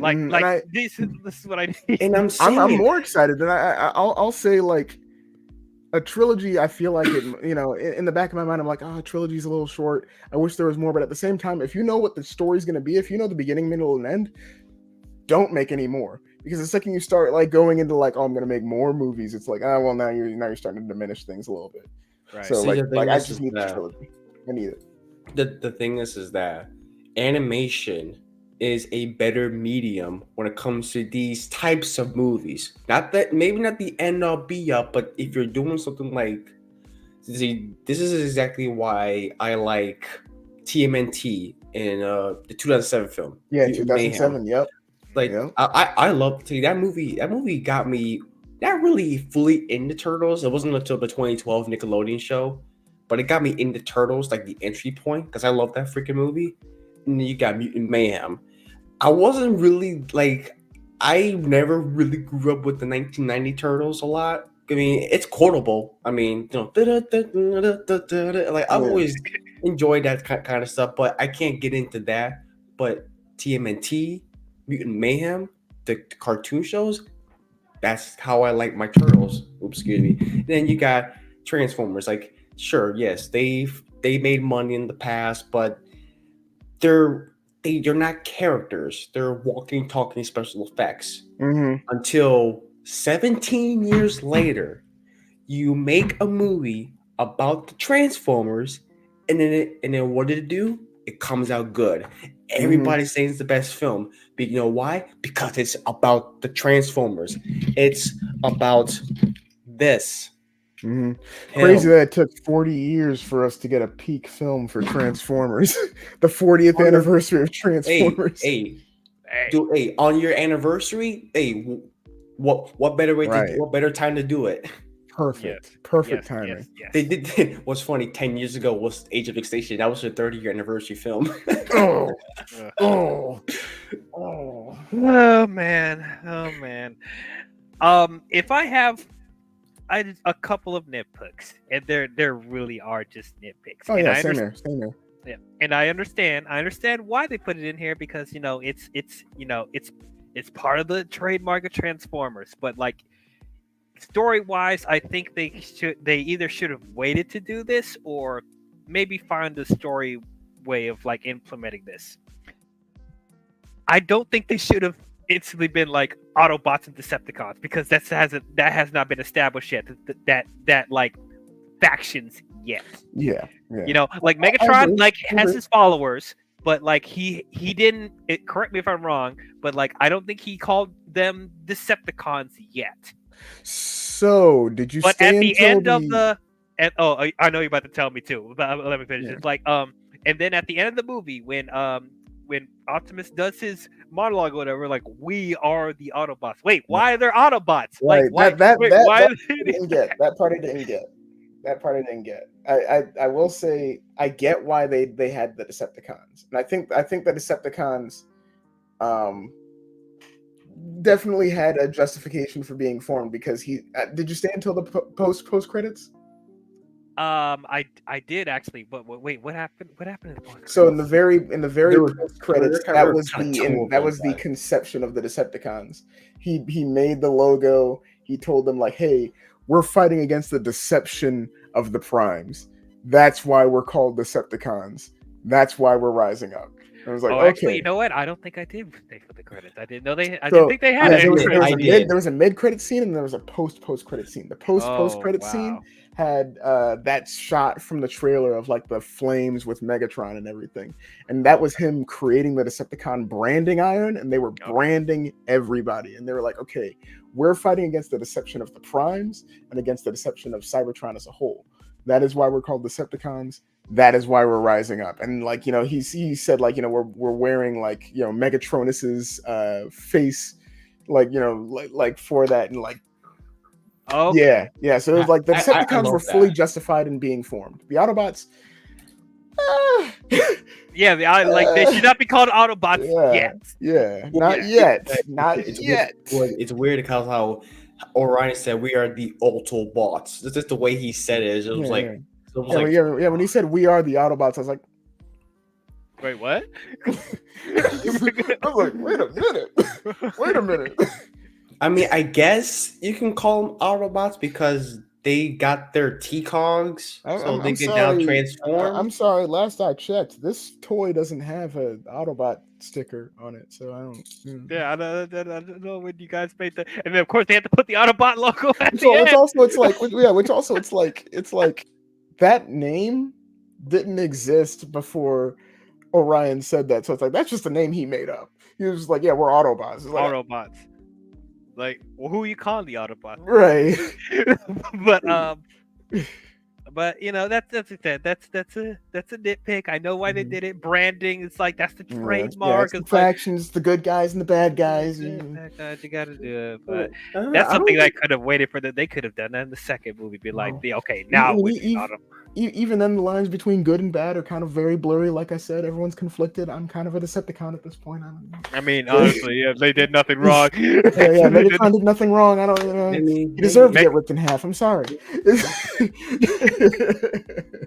The man was stealing organs from babies. That's like that's long and short of it. I mean, yeah, dude, they're selling our resources to the Quintessons. Like, come on now, selling our resources to the enemies, and you're tearing organs out of babies to create an artificial working class. That's I do have one nitpick is that I forgot about the Quintessons really quickly after they revealed that Sentinel Prime betrayed them. Yeah, like they're an antagonist, but they like the main conflict is the conflict between Orion and D-16, and maybe the Quintessons are going to be something that are explored in the next film if there's a next film, or maybe they're going to be something that's like mentioned in a blurb, like we time skip, we defeated the Quintessons and like kicked them off of our planet, but now there's a new war. We're fighting enemies who were once our brothers, stuff like that. But honestly, with how they were built up in this movie, I'd be real disappointed if they just ended that. I know. They gave them toys and everything. It's like, oh man,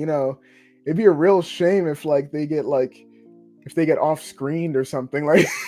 Right, like I would love to see them. I would love to see them explore that a lot more because, like I said, just their presence. It was just really cool how they executed them. I would love it if the next film is like a as packed as this would be. If it's a 3-way conflict, if you have Optimus and the Autobots, fighting against the Quintessons, but also along the way, the Decepticons are also sitting here like trying to fight, which Megatron wouldn't ally with the Quintessons either, which maybe that could lead to like a Megatron and Optimus teaming up moment or something. I definitely see them doing that. Yeah, I could see them doing that. I fully expect by the end of the trilogy that they're going to pull an IDW comics and Megatron's going to become an Autobot or something like that. Like he's going to. Oh wow, that's something. I'm expecting that he's going to figure like by the end of the third film, see the error in his ways or something like that, or they're going to come to some sort of understanding. Maybe he'll have a noble sacrifice and he sacrifices himself or something like that. I can see the sacrifice part because I don't know something. I mean, the movie's already tragic as it is. Why go even more tragic? I mean, this is the most tragic trilogy of all time. I mean, spoilers for the IDW comics. That's kind of what they did at the end of the comics. Megatron, you don't get a confirmation on what happens to him, but he becomes an Autobot. But after their big quest, he still has to get sentenced for everything that he did during the war, which was the deaths of billions of lives. So you can kind of guess that man got executed, but they don't outright say it. They're just he gets ushered off to the courtroom. He says, people are like Megatron, wait, and he's like, no, don't worry, just know that whatever happens to me, whatever they decide for me, I deserve worse. And then it ends. So I could see them doing something like that with this. You're trying to make people cry in a Transformers movie? They made us cry. No, why not? I mean, people cried already in this movie, man. Man, get a whole Kleenex, buy a whole tissue paper, or just get something. Goodness, and get some onions. And I mean, there is with this supposedly going to be a trilogy, there is a lot of speculation going around. I know I saw Darkness in the chat saying I think we're going to get Unicron if made into a trilogy, which that would be. I feel like they have to because they opened up the movie saying that Primus exists. Now, my only thing about that though, and maybe they don't really care about this because it's not Warner Brothers where they're trying to make different incarnations different. There's the Elseworlds and there's the DCU. Oh my god! But Part of me thinks that they're saving the Unicron stuff for the live action films. Maybe. I don't know if they will touch that in the animation. Well, so I feel like they're going to do both because they started off the film confirming that Cybertron is a Transformer. That it's Primus. It's the Transformer. And like the last time they confirmed that was the series Transformers Cybertron, where they gave us a Primus toy and a Unicron toy, and that was you have the two planets battle it out there. Yeah, I see. Yeah. Well, I totally would be up for it if they're able to make room in this trilogy for Unicron. Mm-hmm. But yeah, I don't know how they could do it, but that's typically what the Matrix is designed for. Is like, the Matrix is supposed to like kill Unicron, cool, but like I don't know. Let's see what happens. See what happens. Mm-hmm. Either way, like I'm still open to seeing where they'll go with Unicron in the live action films as well. Mm-hmm. I know we didn't talk too much about Alita, played by Scarlett Johansson. I like her. Yeah, I think she did great. She wasn't the best character, but I mean, she was just kind of just the tough female protagonist. I mean, I like her. I like her fighting style. Whenever she fights, she's pretty cool. Yeah, I like the fight with her and Arachnid too. That was cool. Oh yeah, I just think that her dynamic with Orion is pretty funny. And like when she says to him, "I'm better than you" or something like that. Mm-hmm. It's funny because considering that like in most canons, those two are pretty much a couple. So it's like, oh, that's gonna be funny how that develops. But I mean, most of the cast is pretty. I mean, like I said, they're great. I'm trying to think because there's a lot that happens in it, but not too much because we will be talking about what happens in the last act.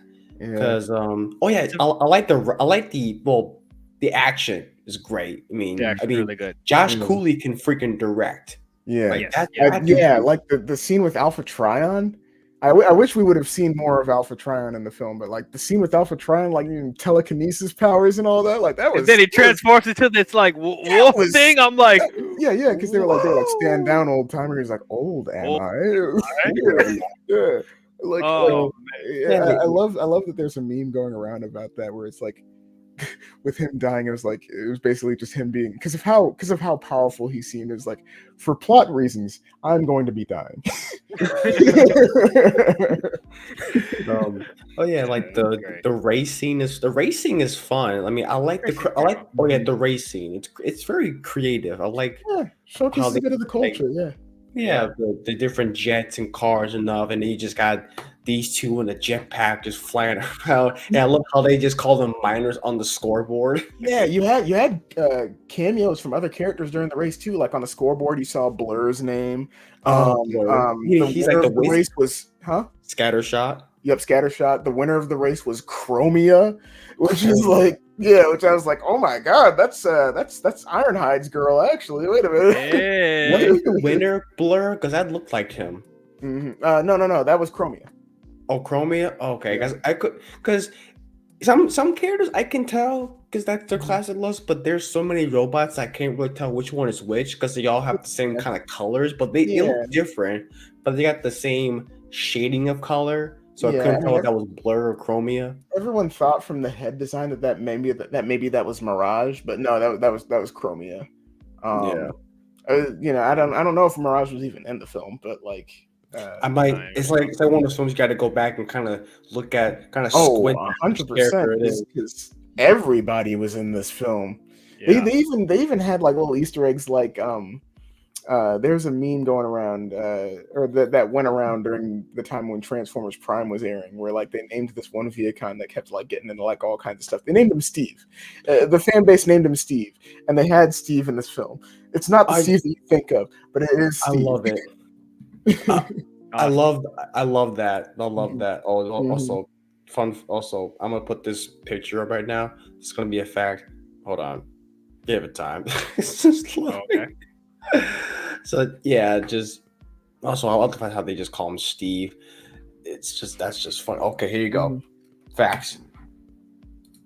Oh yeah. Oh yeah. That's what I was saying. Already established. I might as well put 86 movie in there too. Like I said, I posted that. Well, I sent it to one of my friends, And he's like, "Are you crazy?" I was like, no, it's a fact. Everybody else is saying that. Like, I even told like I said, I told you before we went live. I was at work, told him that I liked the movie, thought it was great. No, and then I said it's better than the Michael Bay film. I was like, really? He's like, really? And he's all bug eyed and so like, what? And then after I saw it, I posted. I sent him Deadpool greater than no Transformers greater than Deadpool Wolverine. It's like for film of the year. I agree. I Oh. loved Deadpool and Wolverine. I like this film better. Oh boy, the hot takes are here tonight. But I agree as well. Yeah. Is there anything else you guys want to bring up before we start closing things out? I mean, not really. I mean, everything was great. The cast was great. I loved. Excuse me. I loved. Like I said, Shockwave was the only character I didn't really like the characterization of for the brief time that he was there. Soundwave was cool though. Now, notice with that, like they were trying to do a mix of his classic vocoder voice, and then they were trying to mix that with the Michael Bay. Yes. Oh, Soundwave. Yeah, the Dr. Claw voice. I loved that. I loved that, and I loved that they got John Bailey to go to do the voice. I didn't even know that was him. And I thought it was just some. I mean, I know he played Shockwave in Bumblebee, but I didn't know he was Soundwave. Yeah, he was Soundwave, and I love that. They had the whole joke of like, raise your hand if you got wave in your name. There's a lot of waves, there's a lot of waves. I like they made that joke. I was like, we're all thinking it. But yeah, definitely. Okay, well, I guess we'll start. I think we covered everything, most of it. So yeah, I guess we can start going to final thoughts and grades. Overall, this was one of the biggest surprises of the year for me. Just when I thought that the Transformers franchise was starting to fizzle out, it started to breathe in new life again. And come here, man. It's okay, man. It's okay. Everything will be good. I'm hoping that this gets a big enough audience where we can get more from this. This, as far as Transformers, this is the main thing that I'm mainly invested in at this point. This is the story that I want to see play out. I am still open to seeing the live action stuff after Rise of the Beasts, but this all around just is like encapsulates everything that I want to see from Transformers. To actually get a movie that's actually focused on the Transformers is great. And not only that, like the storytelling in this is so great. The emotion, the development, the dynamic between Orion Pax and D16, Optimus Prime and Megatron is so emotional. It puts you on an emotional roller coaster in the best way possible. This is not just a kiddie little movie. Like, yes, it had its fun moments, but it knew the right time where it gradually started to get more serious, more dark, more mature. It had a perfect balance of that. The humor was done for the most part really well. The visuals, the animation is gorgeous. The action scenes were done really, really well. The world building, the Easter eggs, the lore, the Transformers was so cool to see. And this, I feel like, is like a Transformers movie that anybody can go into. Even if you're not like a huge fan of Transformers, anybody can watch this movie and appreciate the story and appreciate the characters. This is a textbook example of why you should not be treating animated films like second-class citizens, because these animated films are doing better than what live-action films are doing right now. So, I'm going to give Transformers 1 an A. It's a solid A for me. It's a great film, one of the best films of the year.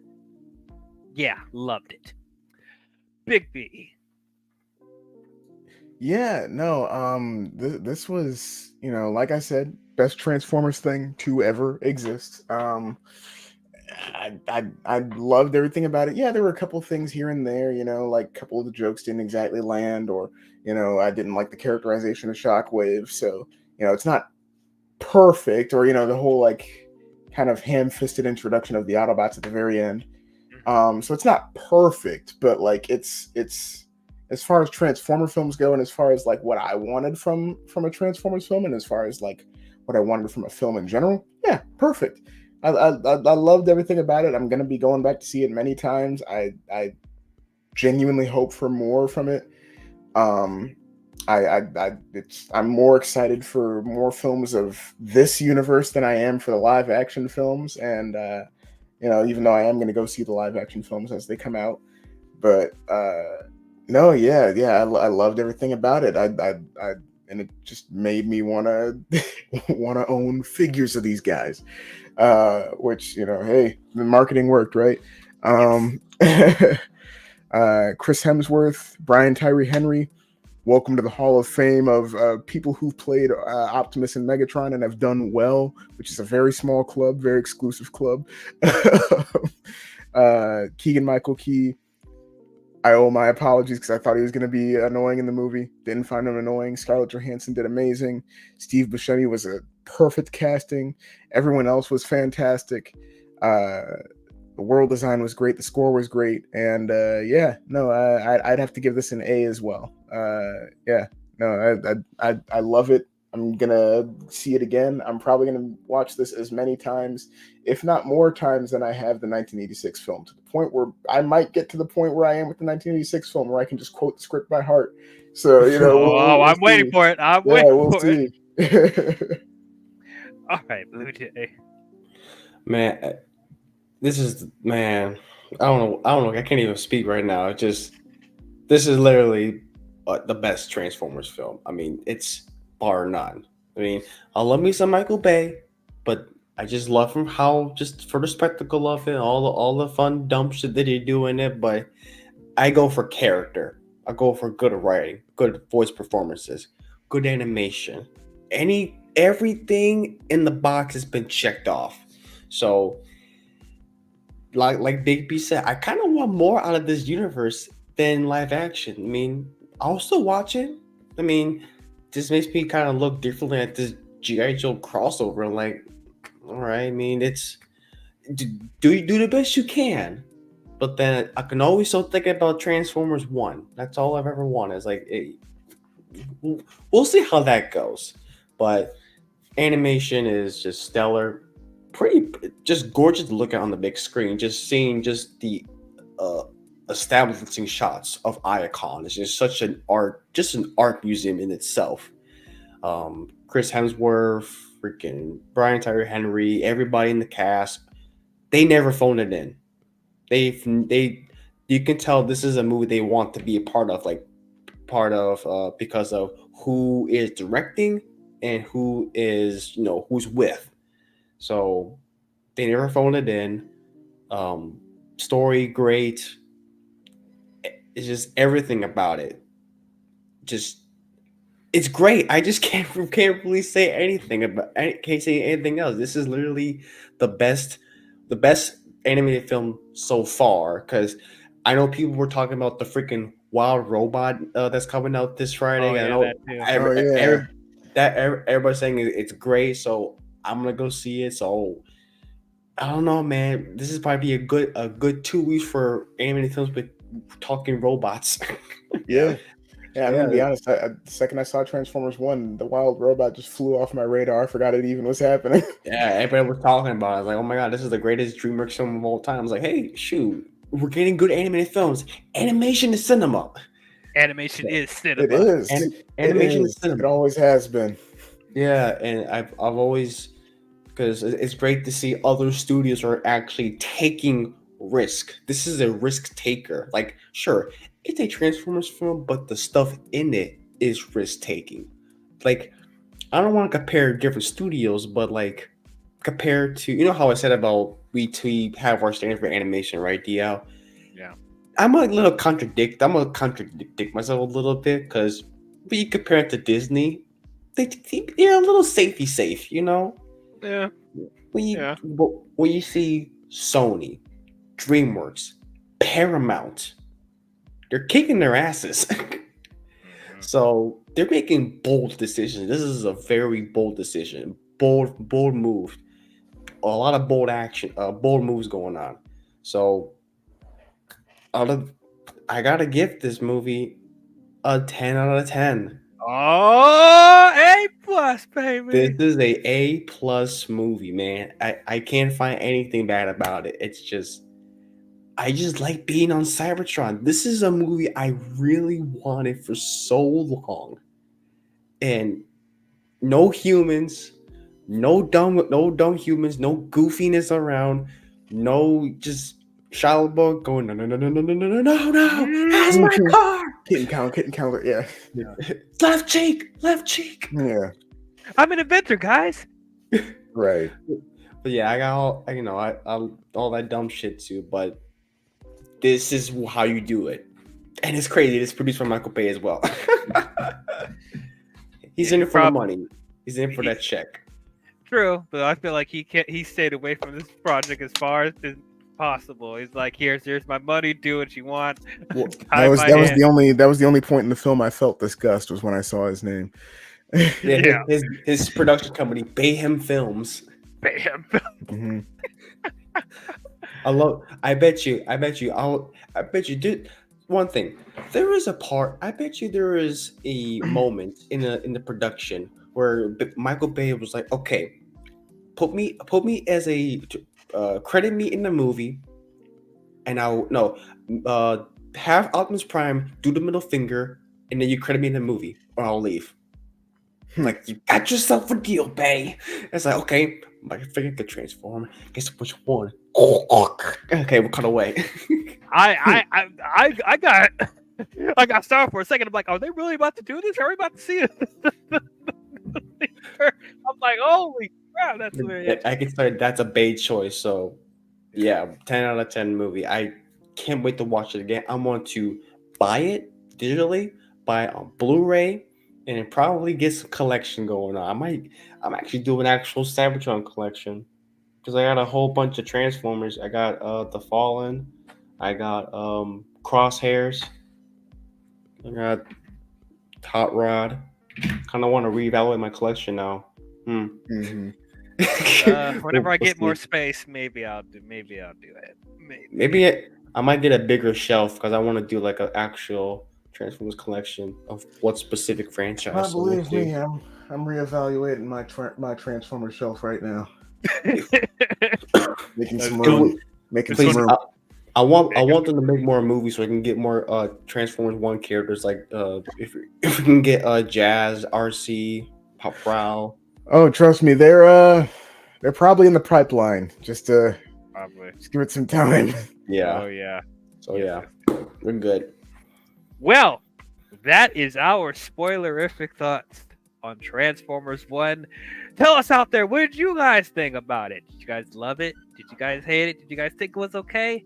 How does it compare to the previous Transformers films? How does it compare to the other versions of Transformers, from TV shows to comic books, all that other stuff? Are you guys excited to see more from this Transformers 1 universe? Or are you guys still a little bit more excited about the live action stuff? Comment your thoughts down below and let us know. Revenge of the Fallen is better. I'm about to make fun of somebody who's actually said that in the Twitter post. Amazing. Every word of what you just said was wrong. Very much so. But okay, so I guess the next Transformers project coming out, I guess it's the Transformers G.I. Joe crossover. Whenever that comes out, it's slated to come out in 2026. We'll see if that actually happens. If it gets out of the writer's room, sure. Right. I think we'll get a Blade movie before then, right? Oh my god, yeah. Yeah. From the writer of Blade, which is crazy enough. We'll see if this comes out as good as this. I kind of want to see that Blade movie. I don't know. Well, given it's Marvel, so I don't know how different it'll be. So the discrepancy is pretty profound in this situation. I guess so. And then, as far as Ninja Turtle stuff, I guess, when does Mutant Mayhem 2 come out? Does that come out? I don't know if they It's have a like solid thing yet. October or something of 2020. That's the last time I checked. Okay. Okay. Yeah, at least not for another couple years, probably. Well, let them cook. I want them to yeah. cook. Yeah. Let them cook. Give us something great. But yeah, whenever we return with Turtle Tuesday or Turtle Thursday, that'll be that. I know what y'all are. I know what y'all are thinking out there. I'm trying to get us together with Star Wars. I'm trying. I know we are super behind. I know. I'm working on it. Everyone's schedule is crazy. My schedule is crazy, but we're gonna try and get back on the Star Wars horse. I know they say there's gonna be a Mandalorian Grogu movie coming out in 2026 as well. Hopefully by then we'll get caught up with stuff, but we'll see. Well, the next DL live stream we'll be talking about is Venom: The Last Dance. Well, actually, before that, Joker for the idea. Oh, there's that too. Well, two villain movies in 1 month. Ain't that something? Oh yeah, I can't wait. I'm looking forward to those so much. I'm just clamoring to see both of these. Can't wait to see the Joker musical. Oh yeah. I'm kind of excited for the Venom: The Last Dance review. Kind of want to see how that movie turns out. That one will probably be fine. I get through the musical first. But we got Noel. Noel was the driving force for this movie. You know they're gonna fuck. You know for a fact they're gonna mess that up. I'm not. I don't trust them with nothing anymore. I'm not excited for Kraven either. I know that's coming out, and I don't care. Oh yeah, I'm not excited for that. Yeah, we'll see. We will see. I just want more. I want more of this. More of this. More Transformers 1. More of that. Transformers greater than Star Wars. Yes. At this point, yes. Yes. But if you guys enjoyed this live stream, please don't forget to like the video and subscribe to the channel. See, it does that sparkle thing when I say like and subscribe. That's a nice little feature to have there. But please don't forget to leave a thumbs up on the live stream, subscribe to the channel if you haven't already. If you enjoy my content, you enjoy what we do here, go ahead, leave a like, subscribe. It doesn't cost you anything. And don't forget to subscribe to Big Beast channel and also his tour reviewing channel, Red, White, and Blue Streak. And also subscribe to Blue Jay's channel, Blue Cinema. He does movie reviews as well, TV show reviews as well. Check out his content. But that is all we have for you Transformers fans. And we will catch you guys in the next one. Talk to you guys later. Transform and roll out!